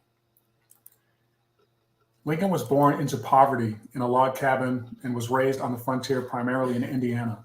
He was self-educated and became a lawyer, Whig Party leader, Illinois state legislator, and U.S. congressman for Illinois. In 1849, he returned to his law practice, but became very vexed by the opening of additional lands to slavery as a result of the Kansas-Nebraska Act. The masculine energy helps to bring feminine energy out, softening and restoring her. He entered politics in 1854, becoming a leader in the new Republican Party, and he reached a national audience in the 1858 debates against Stephen Douglas. Lincoln ran for president in 1860, sweeping the North in victory. Pro-slavery elements in the South equated his success with the North's rejection of their right to practice slavery, and the Southern states began seceding from the Union. To secure its independence, the new Confederate states fired on Fort Sumter, a U.S. fort in the South, and Lincoln called upon forces to suppress the rebellion and restore the Union. All right, so that whole description was from Wikipedia.com. All right, so that was just a little bit about our 16th president of the United States. Let's look at some of the evidence that shows he was a black man. All right, so from the U.S. National Park Service website, we can read that Lincoln wrote 3 autobiographies. In his second autobiography, dated December 20th, 1859, he described himself saying, quote, "If any personal description of me is thought desirable, it may be said, I am in height 6 feet 4 inches, nearly, lean in flesh, weighing on average 180 pounds, dark complexion with coarse black hair and gray eyes. No other marks or brands recollected." All right, so the giveaways in his own description are dark complexion and coarse black hair. Now remember, as I explained and showed you via the 1895 South Carolina Convention discussions, Abraham Lincoln, having the appearance of a black man, was considered white because he could trace his lineage back to Europe. Now again, this is my theory, but that is why I'm explaining to you how I came to this conclusion. Okay, so my next source is from the U.S. Congressional Record, dated February 12th, 1927, located on pages 3610 and 3611. These pages contain the same Lincoln autobiographical quote from Lincoln's own book, as you can see on the screen, where he states that he has a dark complexion. I'm showing you this reference because I want you to realize that everyone in Congress knew that he had a dark complexion, and no one disputed it. In fact, I'm going to go further. There were quite a few congressional members that had dark complexions. However, as I mentioned, the term white man or male was a status. So someone referring to this statesman today as a white man and not knowing this information that I shared with you today would jump to the wrong conclusion. Okay, so on to my next piece of evidence, and this is from history.net, and it's titled Lincoln the Homely, written by Harold Holzer.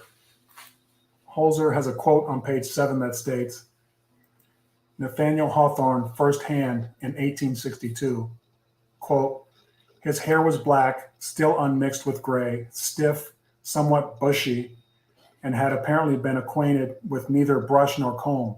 His complexion is dark and shallow, betokening, I fear, an insalubrious atmosphere around the White House. He has thick black eyebrows and an impending brow. His nose is large, and the lines about his mouth are strongly defined." Just as a side note, I'm sure you're wondering what insalubrious means, and I did, so I looked it up, and according to Google's dictionary online, it means like unpleasant or unsavory. So I guess they're saying that the atmosphere around the White House at that time was unpleasant. Okay, so going back to the description I just read from Nathaniel Hawthorne, who is actually an eyewitness, stating that Lincoln had a dark and shallow complexion. And shallow, according to Webster's 1828 dictionary, means having a yellowish color, of a pale, sickly color, tinged with a dark yellow, as in a shallow skin. Hawthorne also mentions that Lincoln's hair is stiff and somewhat bushy, along with a large nose. All right, so then Holzer also writes that journalists vented endlessly about whether he was, in fact, too ugly to serve as president, castigating him as a lank-sided Yankee, ugly to serve as president, unloveliest and of the dirtiest complexion. Dirty complexion. Charleston Mercury assailed him as a horrid-looking wretch, sooty and scoundrelly in aspect, a cross between the nutmeg dealer, the horse swapper, and the nightman, a creature fit evidently for petty treasons, small stratagems, and all sorts of spoils.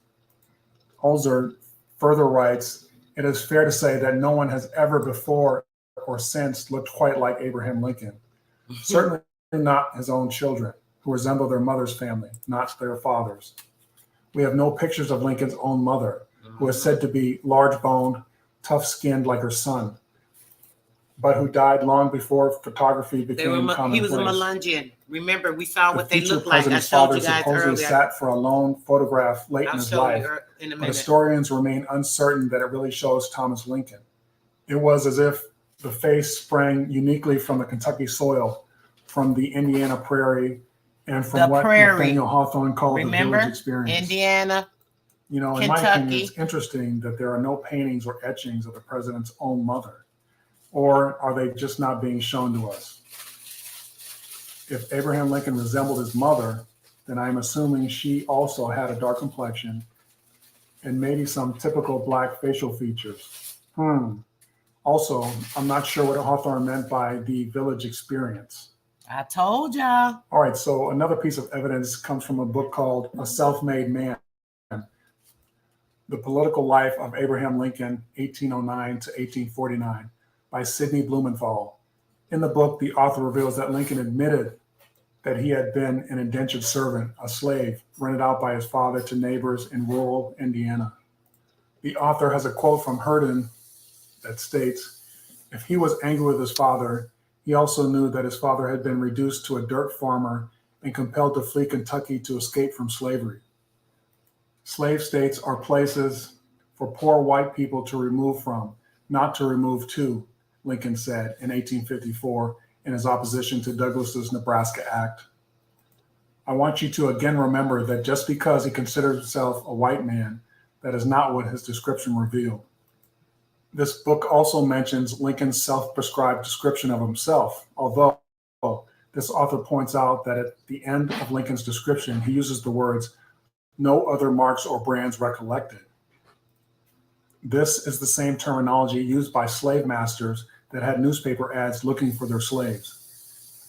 In my opinion, Lincoln was acknowledging his former status as a fugitive and his understanding of the evils of slavery. All right, so my next piece of evidence regarding President Lincoln is from the book Life of Lincoln, written by Clifton M. Nichols, published in 1896, and we're going to page 12 and 13. As you can see at the bottom of page 12, the author is writing about Thomas Lincoln, Abraham's father. It goes on to read, "A most remarkable and almost inexplicable fact is that to Thomas Lincoln was reserved the honor of an illustrious paternity. Thomas was about 5 feet 10 inches in height, weighed about 200 pounds, had dark brown eyes, dark skin, and black hair." Okay, so no ambiguous terms there. The author directly writes that Thomas Lincoln had dark skin. Obviously, this makes sense because Abe had dark skin, and naturally, you obtain your complexion from one or both of your parents. Okay, so my last piece of evidence for President Lincoln is from the book called The Lincoln Encyclopedia, the spoken and written words of Abraham Lincoln. All right, I'm going to reiterate, these are Abraham Lincoln's own words, and they were compiled and edited by Archer H. Shaw, with introduction by David C. Mearns, Assistant Librarian, Library of Congress, 1950. And we're going to go to page 190, and it says, "Lincoln, Abraham, personal description of." And the quote says, "Perhaps you have forgotten me. Don't you remember a long black fellow who rode on horseback with you from Tremont to Springfield nearly 10 years ago, swimming our horses over the Mackinac on the trip? Well, I am the same old fellow yet." The long Joseph Hewitt, black February fellow. 13, He said, "Remember me, the long black fellow." All right, so you can see in his own quote, he calls himself a long black fellow who rode on horseback. Okay, you don't have to be a rocket scientist, okay? A long black fellow, hello, that's screaming black guy, at least where I'm from. I'm going to give you a for instance here. Pretend someone just flags down the police and says, "Hey, someone just stole something from me." And the police say, "Well, what did he look like?" "Well, he looked like a long black fellow. He was riding on horseback." Guess what, folks? They're not going to be looking for a white guy. All right, so unfortunately, I'm not going to be able to share all the prime sources of evidence I have for Abraham Lincoln because I wouldn't be able to get to anyone else. However, I do want to give you a link to an outstanding researcher named Karamiu Awa. He has an extremely informative YouTube channel. I love his research because he backs everything up with sources, so you can check them out for yourself. Anyway, he did a great video on Abraham Lincoln called The Truth About Abraham Lincoln, Runaway Indentured Servant, Colored Man. I highly recommend it. I will leave a link to it in the information section of this video. I'll give you guys the link. All right, so this brings me to another point. As I continue to show you this research regarding these prominent dark-complexioned Americans, sometimes it's easy to forget that they come from dark-complexioned parents and thus dark-complexioned extended families. I showed you that when I was explaining Daniel Webster's mother's family, the Batchelders. I bring this up because sometimes we can lose sight of the entirety of what I am revealing to you.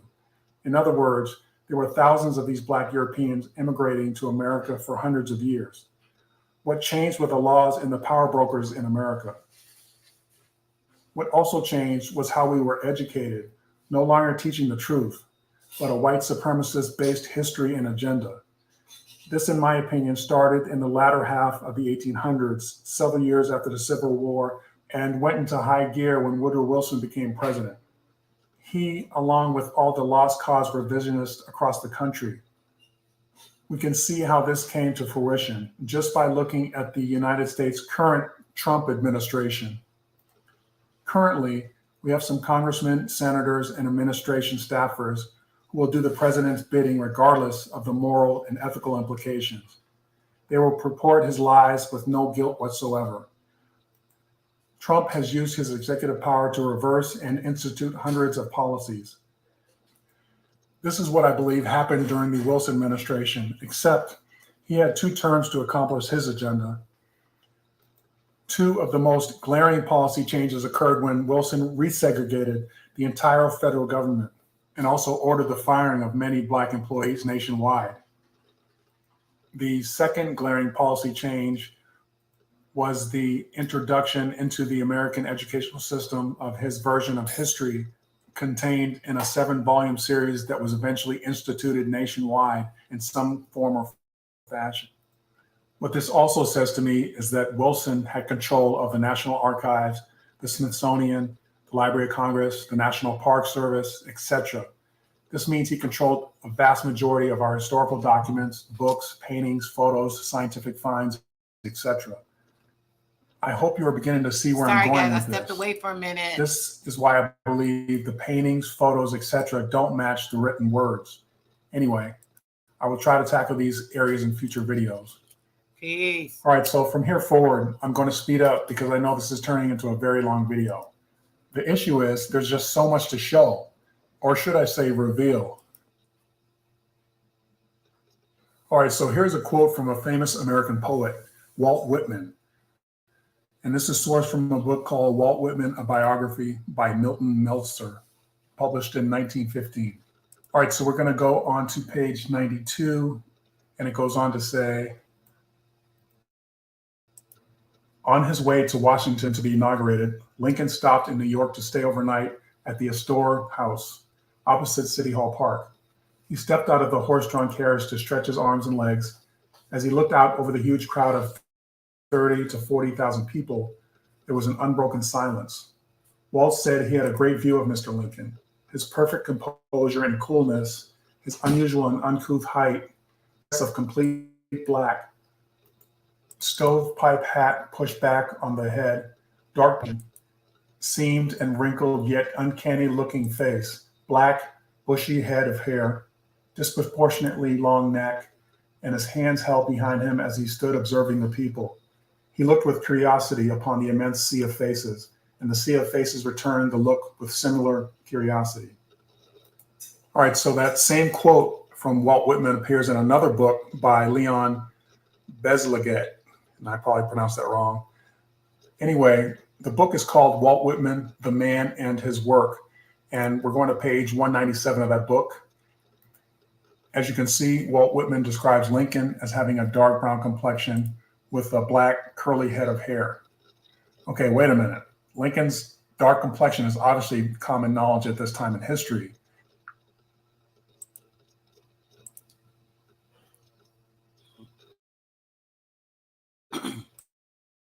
All right.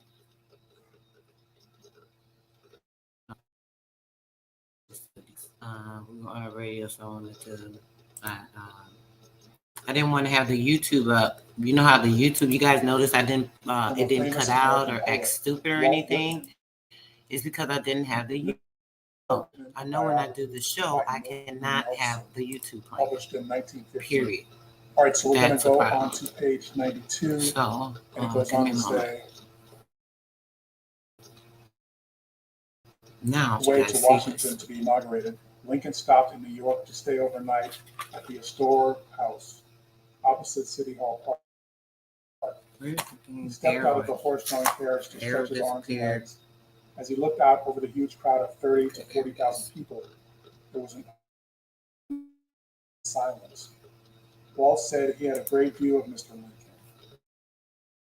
His perfect composure and coolness, his unusual dress black, stovepipe hat, dark brown complexion.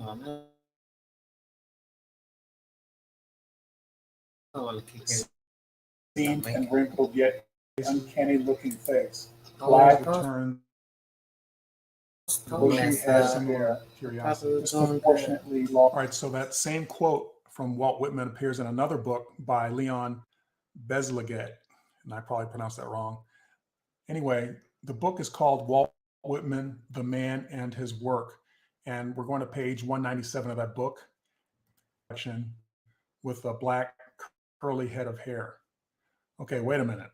Lincoln's dark is obviously this time in history.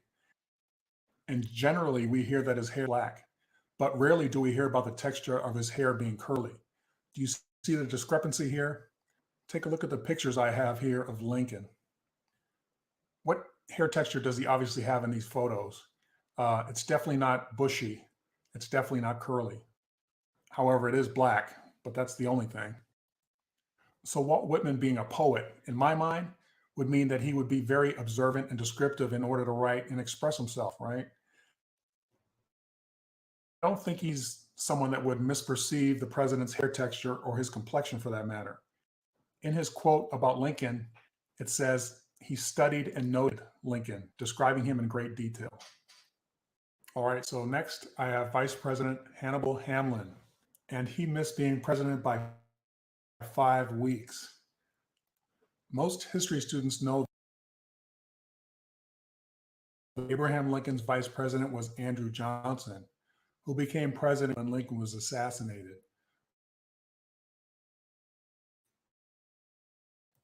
But few know Johnson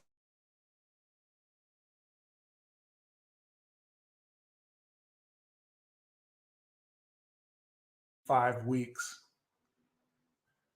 The vice president during the 4 years of Lincoln's first term was Hannibal Hamlin, one of the first members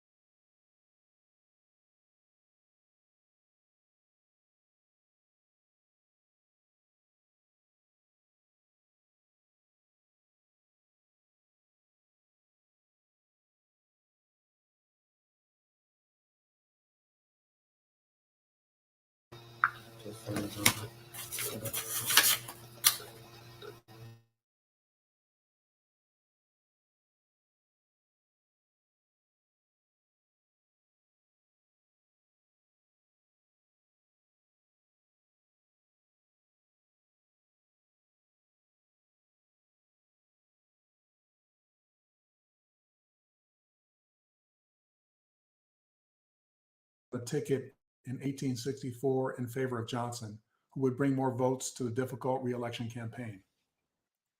All right, so Hannibal Hamlin was born in Paris Hill, Maine, on August 27th, 1809. His father, Cyrus Hamlin, was a physician who had graduated from Harvard. Hannibal grew up in prosperous surroundings and had a good education. Always active physically, he was athletic as well as being an avid reader. After local public schools, he attended Hebron Academy. That information I just used was from the worldhistory.us website. So here's another excerpt from that same website. And it goes on to read, the campaign was not all parades and parties. Lincoln and Hamlin to be radical abolitionists. Robert Barnwell Rhett, editor of the South Carolina Mercury, wrote that Hamlin is what we call a mulatto. He has black blood in him. Hamlin did have a dark complexion, but all right, so let's look at that last statement saying, but no one outside the seriously. In my mind, a dark complexion means he could possibly be black. I don't know, call me crazy. Of course, this is all they mention about him being a black man on his website. This is so typical when you don't want to go into depth on a subject because it doesn't fit the accepted national narrative. How do you glance over a black vice president to Lincoln? Let me ask you, did your teachers mention Vice President Hamlin? My guess would be that they did not. My guess would be that. All right, so let's move on to another source. And this All right, is so from let's a move book on called to another Hannibal source. Hamlin of Maine, Lincoln's first vice Called president, by Hannibal Draper Hamlin Hunt, of Maine, published Lincoln's first vice 1969. president, by Draper And it Hunt, goes on published to 1969. say Hamlin, sire of two 17 children, by two doubtlessly weary Barnstable, Weary Massachusetts. wives, lived in Barnstable, Massachusetts. Geographically and ancient world Geographically interest mingled to and ancient world interests mingled to produce sons named Asia, Africa, Hannibal. and America. Cyrus Hannibal, And twin sons, physician, Cyrus his wife and Anna Hannibal. Livermore settled in Paris. Cyrus Hannibal, with a doctor, did physician, some more farming settled and in served as Paris, sheriff Mill, of Oxford County. where the doctor did some Hannibal, named after his served as sheriff paternal uncle, nearly died during his first in winter. Oxford County. Hannibal, named after his paternal uncle, nearly died during his first winter. Tradition has an Indian princess traveled through healer driving named snow to be with ointments, Molly healing herbs, Pocket and a diet of traveled through driving snow to save his cow's milk. baby with And ointments, Dr. Hamlin was a pediatrician. healing herbs, and a diet of cow's milk. And Young Han grew up Dr. surrounded Hamlin by was a forests, pediatrician. streams, and mountains, and came to know them well. He grew up tall Young and Han muscular, grew up surrounded by with forests, black hair, streams, eyes, and mountains, and came to know them extremely swarthy. well. He grew up Was the tall names and given by muscular, Hannibal's father to with his black children, hair and eyes, and extremely swarthy complexion. or names Okay, so the first thing I that a noticed black was man the would give names his given kids. by Hannibal's I'm not trying to be stereotypical, father to his children. but come on. Okay, Asia, those names Africa, Europe, and are America. names that a black man would give his Names kids. given by white I'm fathers. not trying to be to their- stereotypical, but come on. Asia, Africa, Europe, and not to America. mention the name Hannibal, Those are not names who given was by also a white black man. fathers to their. All right, and the second thing, and the most obvious, saying. is Hannibal's description of having Not to mention the name extremely swarthy Hannibal, complexion. who's also Okay, a black again, man. you don't have to be a rocket scientist to interpret that This was adjective. Hannibal's description of having an extremely swarthy All right, complexion. so I was also thinking, Okay, again, how could you don't have to so be a many rocket American scientist to people, interpret that when adjective. Hamlin was vice president, not know All what right, he so looked like I was also in thinking, 1861? how could so many American Well, people, I believe it was due to the when fact that it Hamlin was was vice president, not know what he looked like in by 1861? horse, buggy, boat, etc. Well, I believe it was due to The the fact that first it was transcontinental 1861. railway was not completed until Whatever. 1869. the And first I'm sure it wasn't the safest way to travel at that point. transcontinental So what I'm trying to railway say was is, not if completed Hamlin until didn't travel to the 1869. majority of the And I'm U.S., sure it wasn't the safest mode of people travel. would at have that to point. rely on what So what I'm newspapers trying to say reported. is people would have to Also, the Civil War was rely an on uproar what in newspapers reported. Southern newspapers Also, about The Civil War was started in 1861. So that's why you can see all the Let's look at uproar some in sources of Southern evidence, newspapers and about the his first dark one is going to complexion be from the and Hannibal being Senate.gov called Black website, Panther. and it goes on to read, All right, so let's look at some sources of during the evidence. And campaign, the first one is both going to be Greenleaf from considered the it prudent to make Senate.gov no website. speeches. And it goes to read, However, Hamlin assured Lincoln, during the "While I have been campaign, silent, I have never been so busy through the press and by personal effort to strengthen the weak points on." After Maine Republicans swept the September elections, Boston in October to march in a torch parade, accompanied by Maine lumberjacks, Penobscot Indians, and party stalwarts. One of the favorite signs combined the ticket name Abraham Hamlin Cun. On a less friendly note, Southerners denounced Lincoln and Hamlin as radical abolitionists. Going even further, Robert Barnwell Rhett, editor of the Charleston Mercury, wrote that Hamlin is he has black blood in him. An amused New Yorker, George Templeton Strong, observed that Hamlin seemed a vigorous specimen of the pure Yankee type. His complexion is so swarthy that I cannot wonder at the demented mulatto. So basically what he's saying is that he doesn't blame the Southerners for thinking that because he was so. And again, let me point out that this information is on Senate.gov website. Okay, and it's talking about why don't we have this information, common knowledge. All right, so my next piece of evidence is from a newspaper clipping from the Wichita Daily dated July 15th, 1891. And those medals issued during the campaign of 1860. They contained portraits of the candidates. On most of them, Mr. Hamlin was given the swarthy complaint that perhaps these very medals confirmed the belief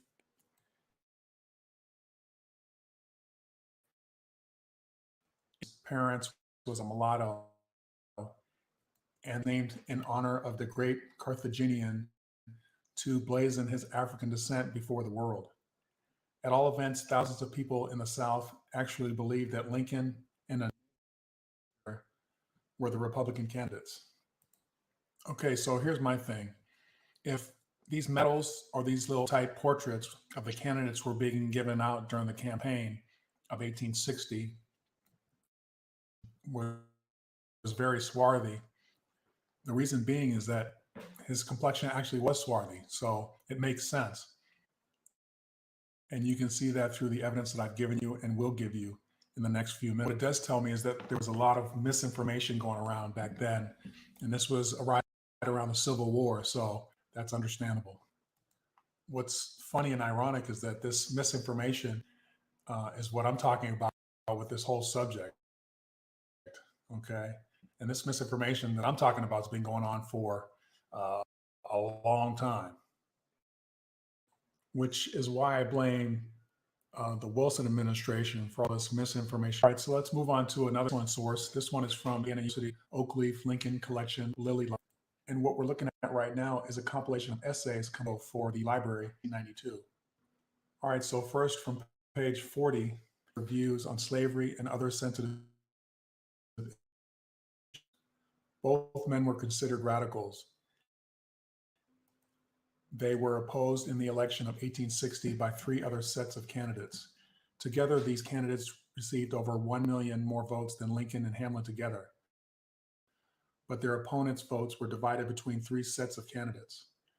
A history of the presidential elections, page 180.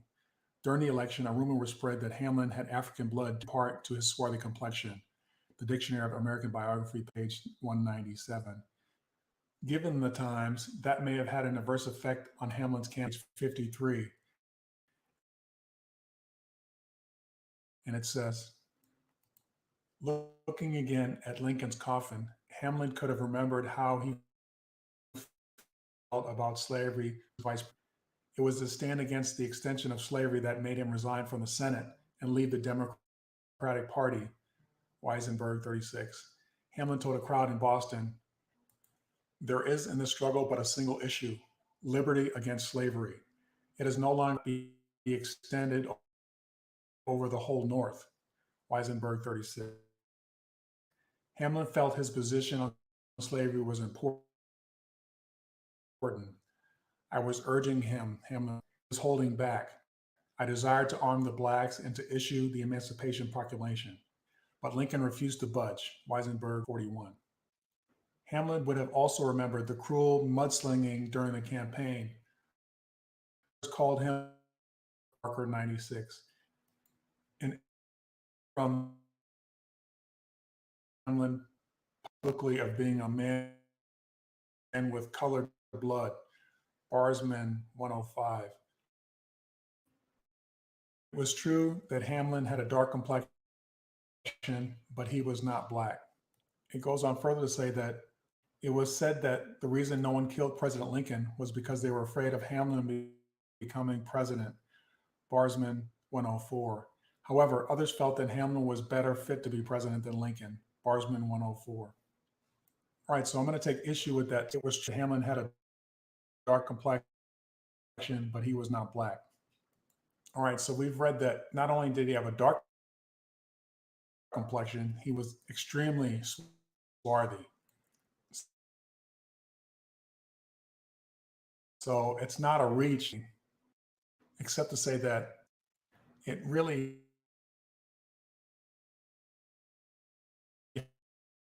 highlights the think that a person with dark skin couldn't be black. I mean, we had Brock, he was actually a light-skinned black man. He was still a black man. So these authors I'm quoting did not see black men and women of European heritage as black people. So I hope you're starting to understand what I'm trying to tell you and what is clear. The same collection of essays, let's look at another reference. Let's go to page 68, and I'll show you here. And it says, Lincoln and Hamlin were similar in many ways. They both had dark complexions and were men of impressive physique. Also, their ideas about slavery were similar, but Hamlin's ideas were much more radical. Both were honest, hardworking men. Though Lincoln and Hamlin were both popular before their election, they met before. They met soon after the election, and it was obvious that this would be one of the few president-vice president relationships that was also a friendship. Even from the beginning, Lincoln put forth trust in Hamlin and a fair amount of power too. As Lincoln got to know Hamlin, he saw Hamlin's wisdom and took his advice in great heed. During the time between their election and their inauguration, they got to know each other. And they also got to see what they would have to overcome as head of our fading country. Lincoln and Hamlin were not like themselves, so every decision they made would be crucial if they were to prevent war. Prevention of war was nearly impossible, but careful decision-making was still necessary. No matter what they did, they were always scorned by many. They were often misrepresented, and rumors about them were rampant. They were called Black Republicans, nigger worshipers. Lincoln was called man-ape and Southern renegade. Hamlin was called mulatto and Democratic traitor. Hamlin had a swarthy complexion, but was called a mulatto in the belief that he had black blood in him. Because of his change of parties, some of the Democratic political leaders promoted these rumors, even though they knew them to be false, to get even with Hamlin. Okay, let's pause it for a second. Maybe it'll catch up. It's this internet is lagging. I turned off my phones, and let's see what's going on. If we can get a better connection in a second, I'm gonna let it pause. Hopefully, it can catch up and get ahead of the game. Did you hear him say they called Lincoln the black man-ape? Literally, the black man-ape. Just said to go good and start tripping again. I gave you guys a link though. You all know I want to make sure you guys can still watch it. So screwing with this channel. Yep, screwing my channel. I told y'all, oh yeah, y'all got to subscribe to my new channel. Before we get out of here, I'm gonna put the new channel there. Y'all have to go subscribe to my new channel, and we're gonna see what's going on over there because this thing be tripping. I might start just doing some lives over there. and see how it goes, because this is like really ridiculous. I'll put the link down. Actually, it's right here, but I don't know if I can copy it. Let me see. Let me grab it out the thing. Because, yeah, that's really retarded. I don't know what they're doing all that for. It's just sick. It's so stupid. Okay. It's the hate for me. It's the hate for me. Ah. Guys, go subscribe here, okay? Because I don't know what's going on with this thing. And I might end up going over here soon. So it's too much for me. I can't deal with drama. Okay. All right, let's see if it comes up. Bro said good information, keep pumping it out. They can't stop you guys. That's right. They and myself, they cannot stop me from learning either. You know, we're all doing this together, guys. So keep that in mind. Yeah, guys, click the link. Make sure you guys go subscribe to my new channel. It's not a new channel. It's actually older than this one. I had it before for my business, but I don't use it much. So go over there and subscribe, guys. So just in case this thing, I might just start doing building that channel up, because this thing is starting to get on my nerves too much. I'm hoping I'll have better luck there. Maybe I won't use StreamYard in combination with YouTube. I don't know what it is, but yeah, let's see if this thing is doing better now.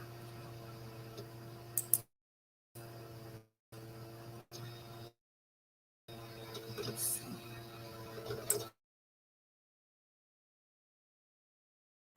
Okay, first of all, they mentioned that both Lincoln and Hamlin had similar dark complexions. Can anyone watching tell me of anyone that you know that has a dark complexion and they're considered white? I've been living a long time and I have never seen a black white person. However, I have seen dark black and brown people that had the status of being white, and that would be people from India. Until the 1970s, they were categorized as white, even though they were being discriminated in the US. There is actually a good article the federal government addressed the situation back in the 90s. The results were the people from India are now classified as Asian Indians. So this really brings home my point. The same thing occurred earlier in American history. It just happened with Black Europeans. Unfortunately, as I mentioned, white supremacy has hidden and omitted this information from 99% of the US population, and it has been propagated. Okay, so just a few more quotes from the essay collection. See page 76 and 77. It says, in 1836, the town of Hampden sent him to the state legislature for 5 years. 3 of them spent as Speaker of the lower house. Hamlin acquired his nickname Carthaginian of Maine from a debate during his first term in the state legislature. An opponent made a comment about Hamlin's unusually dark complexion, whence Hamlin proceeded to give the veteran speaker a good tongue lashing. In the twilight of his career, Hamlin was known as the Old Carthaginian. All right, so 9, and it says, first, radical Republican, born and raised in Maine. He grew up with strong abolitionist sentiments. He had won elections in the past partly on his strong anti-slavery stand. However, in the national arena, his appeal to Southern states. Southern newspaper editors attacked him, sometimes on the basis of his racial background, had a rather dark complexion. One editor from South Carolina remarked bitterly, the Black Republicans have put a renegade Southron on one side of the president, and they put a man of colored blood on the other side of the ticket for vice president of the United States. Barsman 105. The reference to Lincoln as a renegade Southron, of course, refers to his birth in Kentucky. So moving on to page 166 and 167, and it goes on to read, Senator Hamlin was a tall, comely figure with black, that it was rumored he had Negro blood, which accounted for his radical reputation when it came to Sandburg 3, 155. In the tiny village of Paris in Maine, 1809, born. Hamlin, as Lincoln did, his father was a leading man in the community and made sure that Hamlin received an excellent education. Hamlin studied at the Hebron Academy, and he became a prominent man of law in his area by the age of 24. Okay, so most of those quotes speak for themselves. All right, so let's get one more source, and that will be from a publication created by the U.S. Senate Historical Office, printed and authenticated by the Government Printing Office, edited by Wendy Wolf in 1997. It's called The Vice Presidents of the United States, 1789 to 1993. All right, so there are two references that interest me. The first one is from page 129, and it's referencing Vice President Richard Johnson, and he was the vice president to Van Buren. And it goes on to say, Kendall wrote with such consternation that Johnson's companion, a young Delilah of about the complexion of Shakespeare's swarthy Othello, was said to be his third wife. His second, which he sold for her infidelity, been the sister of the present lady. Although one of the most fashionable in Kentucky, Johnson's resort also formed a source of considerable embarrassment for the administration. All right, so the only thing I'm pointing out there is that Johnson had a wife, apparently, that was the complexion of Shakespeare's swarthy Othello. He's considered to be a dark-skinned African man. All right, so moving to the second historical officer's publication, and this quote concerns Vice President Hamlin on page 206, and it goes on to read, on a less friendly note, Southerners denounced Lincoln and Hamlin as a radical abolitionists. Going even further, Robert Barnwell Rhett, editor of the Charleston, South Carolina Mercury, wrote that Hamlin is what we call a mulatto. One of the reasons I bring up these two quotes is that this document was created in 1997 in the U.S. Senate Historical Office. So they're mentioning these two people that were Black or mulatto people. And yet again, we don't talk about it, but of course that information is there and people know it. They just don't want to have to explain it. What is also weird is that of all the hundreds of newspapers throughout the country in the 1860s, I can only find maybe 15 references to Vice President Hamlin's appearance via online multiple archival newspaper websites. It can be said for Abraham Lincoln's appearance. There were just a few references to him being accused of being Black. Interesting. You should be asking yourselves, why isn't this information discussed frequently today? Why is Obama's Black president? Why is Kamala Harris considered the first Black person nominated for vice president for a major political party? All right, your mental juices should be flowing by now. All right, so we're on to my next prominent Black American, and that would be Robert Louis Stevenson. Robert Louis Stevenson was born on the 13th of November, 1850, and died in 1894. Travel writer, most noted for Treasury Island, The Bapt, Strange Case of Dr. Jekyll and Mr. Hyde, and A Child's Garden of Verses. He was born and educated in Edinburgh. Stevenson suffered from serious bronchial trouble for much of his life, but continued to write prolifically and travel widely in defiance of his poor health. Mixed in London literary circles, receiving encouragement from Andrew Lang, Edmund Goose, Leslie Stephen, and W.E. Henley, the last of whom he may have provided the model for Long John Silver in Treasure Island. In 1890, he settled in Samoa, where he died in 1894. A celebrity in his lifetime, Stevenson's critical reputation has fluctuated since his death.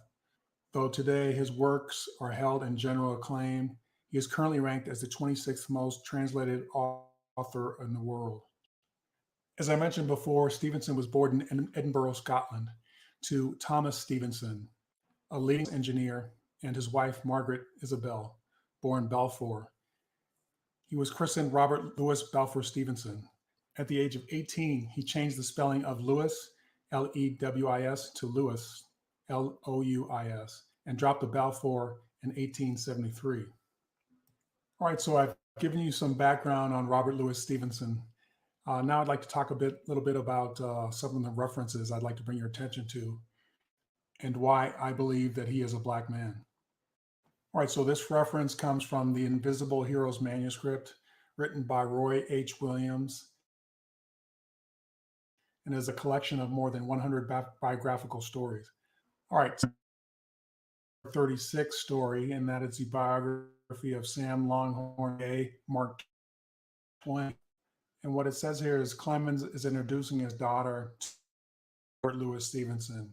And it goes on to say, one of the high points in Sam's life came when he was introduced to Robert Louis Stevenson, the celebrity author of Treasure Island.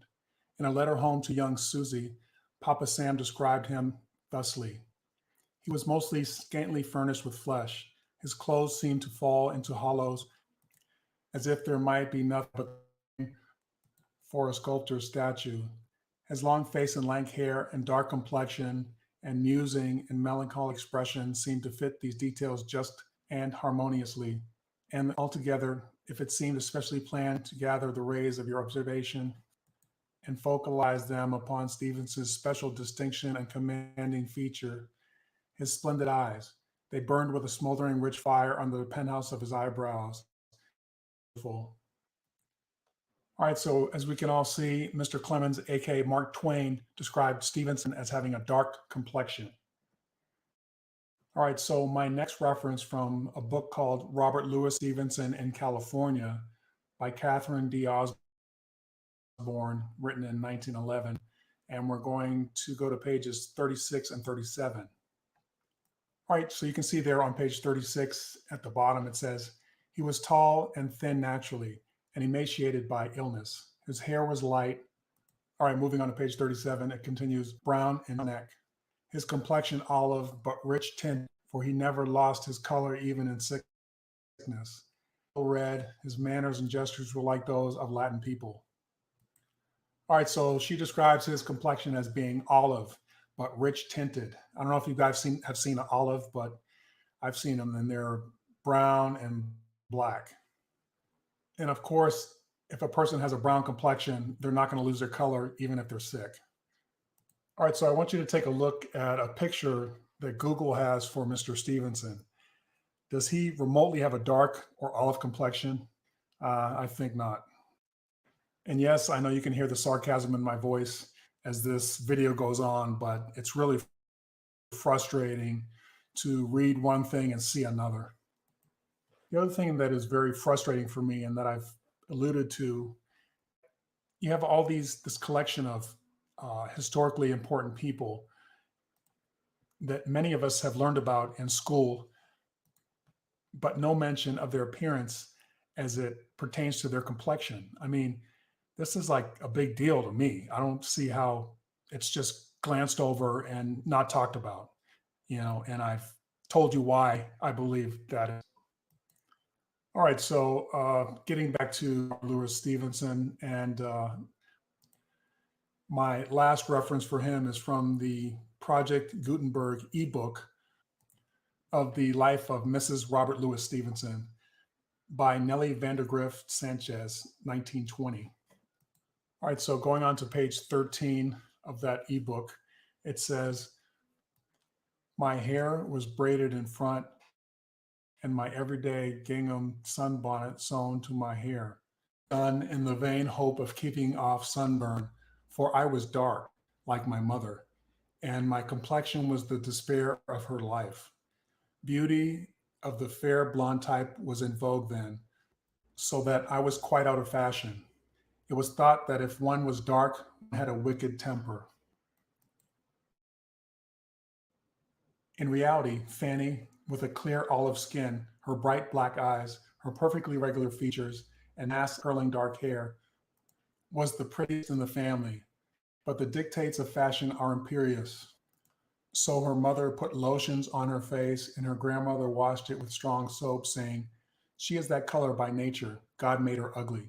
The little girl asked rather pathetically if they would not change her name to Lily. Mother replied, you are a tiger lily. In years after, in her many parts of the tiger lilies growing. She was a high-spirited, daring creature, a little flashing firefly of a child. eagerly seeking for adventure. That might have brought up her frequent punishment were it not that her parents had exceedingly liberal views in such matters. All right, so there are several takeaways from this quote by Mrs. Stevenson. The first one is that Robert Louis Stevenson was not only a black man, but he married a black woman, which makes total sense. Number two, Fanny describes her own complexion as dark, like her mother's, complexion or her skin color as clear olive. Let's look at a picture of the typical olives that we consume. I have a photo of 3 colors of olives here, you can see. And we all know that the color green is not a human complexion, obviously. So that leaves the colors brown and almost black.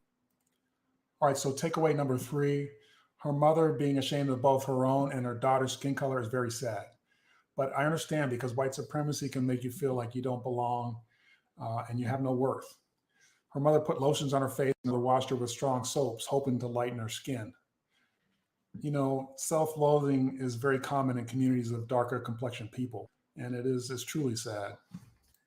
All right, so the 4th takeaway, in the end, she married a famous black author, so I guess her life wasn't too bad. So these next references were from a book called The Portrait and Biographical Record of Randolph, Jackson, Perry, and Monroe Counties of Illinois. It contains sketches of prominent and representative citizens of the counties, together with biographies and portraits of all the presidents of the United States and the governors of the state of Illinois. And this was published in 1894.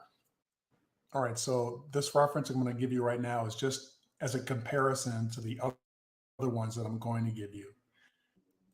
So on page 28, we're going to be talking about Thomas Jefferson, and it starts off, in person, Mr. Jefferson was tall and thin, rather above 6 feet in height, but well formed. His hair, originally red, in after life became white and silvery. His complexion was fair, his forehead broad, intelligent and thoughtful. Okay, so like I said, I read Mr. Jefferson, the ones I'm going to read you. And Mr. Jefferson, obviously, according to this, has a fair complexion. All right, so this next reference I'm going to read to you is about Shadrach Bond. And in 1818, Mr. Bond was elected the first governor.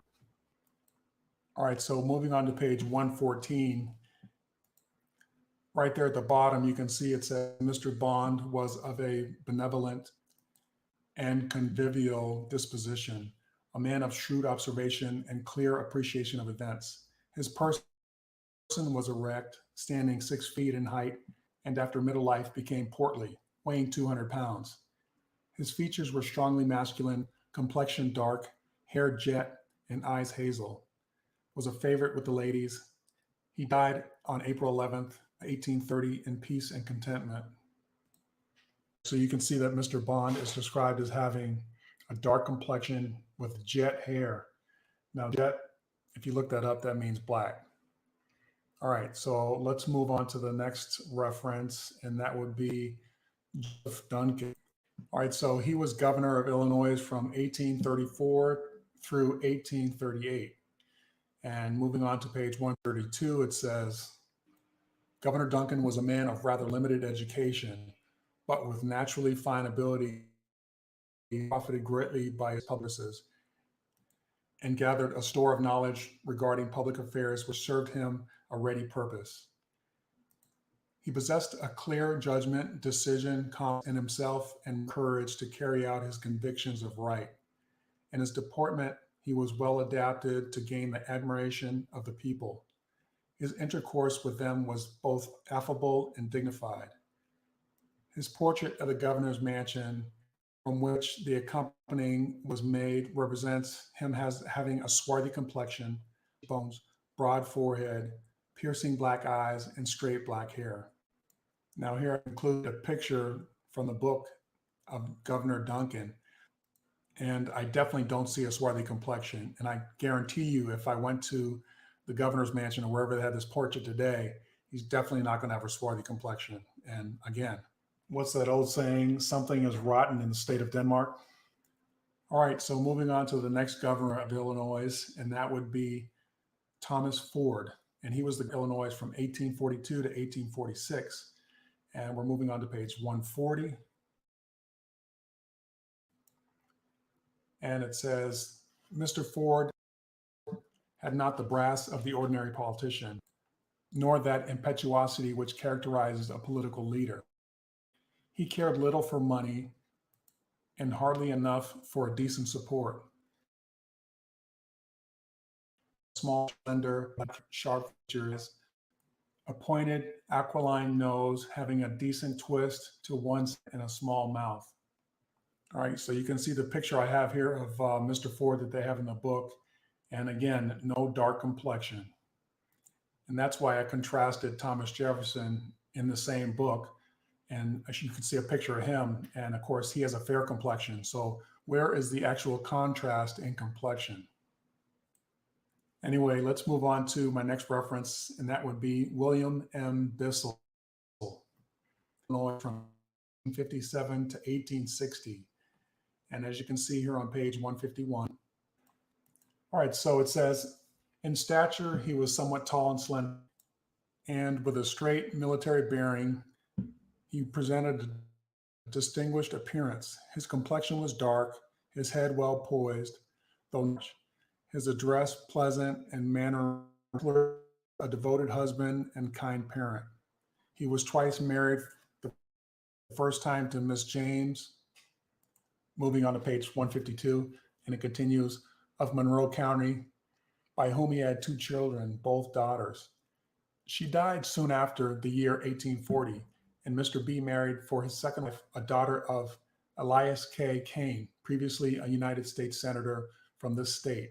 She survived him but a short time and died without issue. All right, so before I move on to my next governor, I'm going to put a picture up here of William M. Bissell, and I don't think he has a dark complexion. What do you think? Okay, so moving on to my next governor is going to be Joseph U. Pfeiffer, Illinois on November 6th, 1888. And we're moving on to page 184. Okay, so it says, Mr. Pfeiffer was married in 1870, daughter of William J. Lewis of Bloomington. Mr. Pfeiffer is 6 feet in height and 150 pounds. He has a swarthy complexion, quick movement, and possesses a frank and sympathetic nature. All right, so here's a picture of Joseph Pfeiffer. And again, I don't see a swarthy complexion. All right, so my next reference in this book is going to be General John Logan. And of course, he's not a governor, but free. All right, it says General John A. Logan was born in Franklin County, Illinois in 1824. He entered military service as captain in the Mexican War and served for 2 years. At the beginning of the Civil War, he espoused the cause of the Union and entered the voluntary service in 1860, raised and commanded the 31st Illinois Infantry. At the Battle of Belmont, Missouri, he led his men into the fight with great gallantry. Though they were raw troops and had never stood fire, yet they fought on this the lead of Colonel Logan with a bravery seldom surpassed by veteran soldiers. All right, so we're going to move on to page 204, and we're still referencing General Logan. And it says, at the close of the Civil War, Logan resigned his position and retired to civic life. Though from that time until his death, 1886, he was closely associated with the history of Illinois and the United States as well. In person, he was a remarkable man, resembling no other general. His complexion was dark, his eyes and hair very black, and in stature he was low and heavy. He wore his hair and mustache long, which increased his resemblance to the Indian chiefs of the Western wilds. All right, so you can see a picture here of General Logan, and I don't see a dark complexion. And the other interesting note about him is that they said he resembled no other general. I wonder why. All right, so that was some very interesting inside noise and charge and running things in that state, at least in the early 1800s. And according to history that we've been taught, all the Black people were enslaved picking cotton. So interesting. Anyway, trust me, is alone in this. I think many more states had black governors and legislators. The problem is that information has been hidden and destroyed. Okay, so hundreds more prominent Americans that you thought were white or had fair. This video, what I'm going to do is list more individuals that are written about as having dark or swarthy complexions. If you feel so inclined, please research them on your own. Remember, the key to rediscovering who was black, brown, or shallow is to search in the text for their complexion, countenance, hue, or skin color. When I search for those keywords I just mentioned, I type them into the Google search bar. Or if I have a PDF document, I press Control F and I search for those terms: complexion, countenance, hue, or skin color, or skin. All right, so I just wanted to add this into the mix as further proof as to what I'm saying. All right, so the title of this newspaper clipping is "A White Man Sold into Slavery." It was published in the Vermont Phoenix newspaper on April 4th, 1857. And it goes on to, "A white man sold into slavery. The Buffalo Express learns that a young man named Barnhart, the son of an early immigrant to Linden, Cattaraugus County, from the Mohawk settlement, has been sold as a slave by a company of strolling play actors, with whom he engaged to travel in December last. Young Hart is an excellent player on the violin and accompanied the actors into Maryland in the capacity of a musician. He was of rather dark complexion, and his companions, representing him to be a Negro, sold him Virginia's slave denier. The evidence of this was doubted at first, but is now believed to be true, and Hart's father was making preparations to seek for and rescue his enslaved son." All right, so when I first read this clipping, I immediately thought about the movie 12 Years a Slave. However, the main discrepancy with that movie is that in this instance, the kidnapped son is considered white. That movie didn't mention that individual being white or considered white. Now, I realize this was not the only kidnapping of a black musician back then, but it does help prove what I'm saying, which is black people with proven European heritage were perceived as white. Father and son were from a Mohawk Dutch settlement in upstate New York. Furthermore, the museum passed Barnhart off as a Negro, which meant he looked like a Negro. Also, the editor of the paper never mentioned that it was weird that Barnhart could be passed off as a Negro, even though he was considered white. My opinion means this was normal during that era. Anyway, I thought you'd find this interesting. Okay, so I want to give you a small list of additional Americans we were all taught were of a fair complexion, or AKA white. This is not an exhaustive list by any means. There are so many more. But if I listed them all, this video would be 100 hours long. Anyway, starting off the list, as you can see, we have President Warren G. Harding, Senator Thomas Corwin, President Jefferson, referred to as a half N-word. Then we have Secretary of the Treasury, Alexander Hamilton. We have Senator Samuel Chase. I have Governor Varnum of Mississippi, poet Edgar Allan Poe, Virginia statesman William Branch Giles, businessman William Randolph Hearst, Senator of Indiana General John Tipton, the Borden girls, as in Lizzie Borden and her sister, privateer or Paul Jones, Senator William K. Sebastian, George Vanderbilt, son of the famed Vanderbilt family, Congressman Benjamin Huntington, President of Congress, President Andrew Jackson and his wife Rachel Donaldson, preacher Benjamin Trumbull, President Rutherford B. Hayes' wife Lucy Webb, which is her maiden name, Senator and Judge Ira Harris, Michael Davitt, leader, Patsy O'Leary, boxer, Indian fighter Daniel Boone, Sam Franounce, as in Black Sam, he was a famous tavern owner, Senator W.C. Reeves, Postmaster General John H. Regan, Secretary of the Treasury George M. Bibb, as in B-I-B-B, And as I said before, unfortunately, I'm not going to be able to list all the prominent Americans that were Black. Although I hope I've inspired you to look into your own, or at least release my next video. Down the rabbit hole we go. All right, so I'd like to conclude this video. All right, guys. All right. We going on 2.5 hours. It was like perfect time. I wanted to do a little more reading, but I'm a little tired. Been sitting here 2.5 hours. We did a bill earlier. I've been running around after that, so I just wanted to make sure you guys got a good feel, so we at least were able to finish that video out. So that was a great thing. I found it to be an awesome video. I definitely wanted to make sure you guys were privy to the information. A lot of that information we heard about, know about.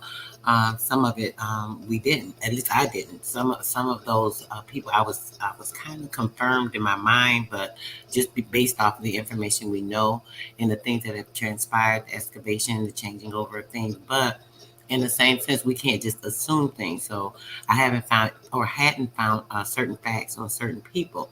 I did find on Lincoln, as you guys know earlier, we talked about that in the video. I think I showed a picture of Lincoln. I'm not sure. But we talked about a few different things earlier when it comes to a few of them. So, we're going to just be able to show what we need to satisfy your mind and your spirit so that you're able to know the facts. If I don't know about something, I'm not going to talk about it too much if I don't have the proof. But this video, he had so much proof in there, like facts, proof.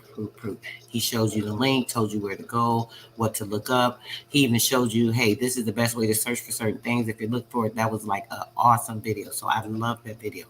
So I just thought it was a great video to share with you guys. I wanted to share it with my audience. So, that was why I played it today for main radio. And yeah, it has been a great evening, guys. Today's video was awesome. This coincided with that. As you see, it was just perfect. Everything usually just flows the way that it should. And you guys are able to disseminate the information, get everything that you need to get for yourself, and so on and so forth. So I am about to end this, and it was a perfect chat as usual. You guys were bringing me great energy, giving good input, feedback. I really appreciated it, and you guys are appreciated as well. Much love, honor, respect to everyone. Have a great evening. Soar high tonight. Make sure you are doing everything that you need to do to be prepared for your risings. All right, guys. Peace, love, blessings, and I'm out. Actually, let me play y'all a quick song before we get out of here. Let's play us a song real quick and take it out with the song. And we'll be out of here. Do me a couple of stretches right quick because I've been sitting here for a minute. Let's get a song going and we can all go from there. I'll play this one. Let's play this. I'll play this in a while. Flesh and blood out of the blue.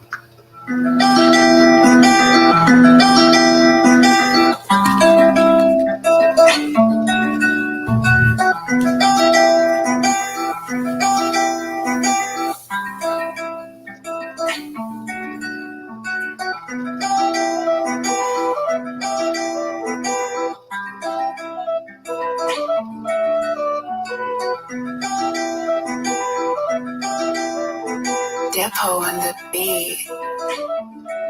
I couldn't believe it, even when out of eye, and I still couldn't see it. This is much deeper than flesh and blood. Nigga, we fighting demons. The devil there by the devil, and I'm still undefeated. Now you get to watch me get it up out of the mud. I couldn't believe, even when I was out of eye, and I still couldn't see it. This is much deeper than flesh and blood. Nigga, we fighting demons. I've been double there by the devil, and I'm still undefeated.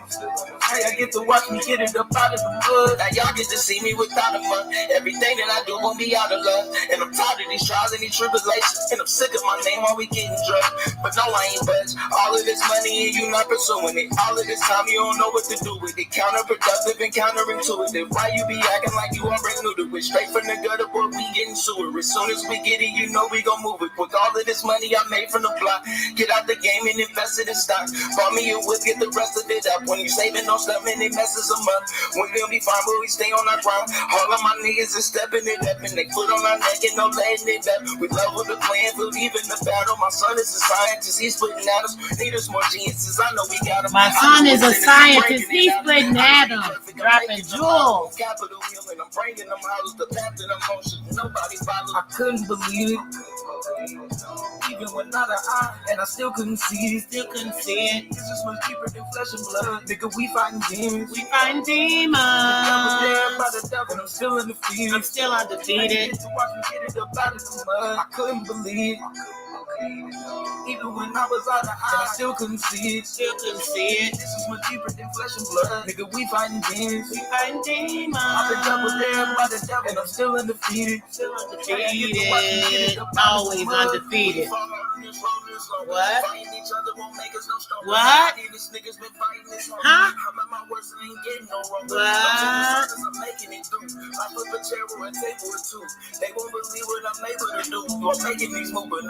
I gotta run that back. I gotta run that back. Gotta run that back real quick.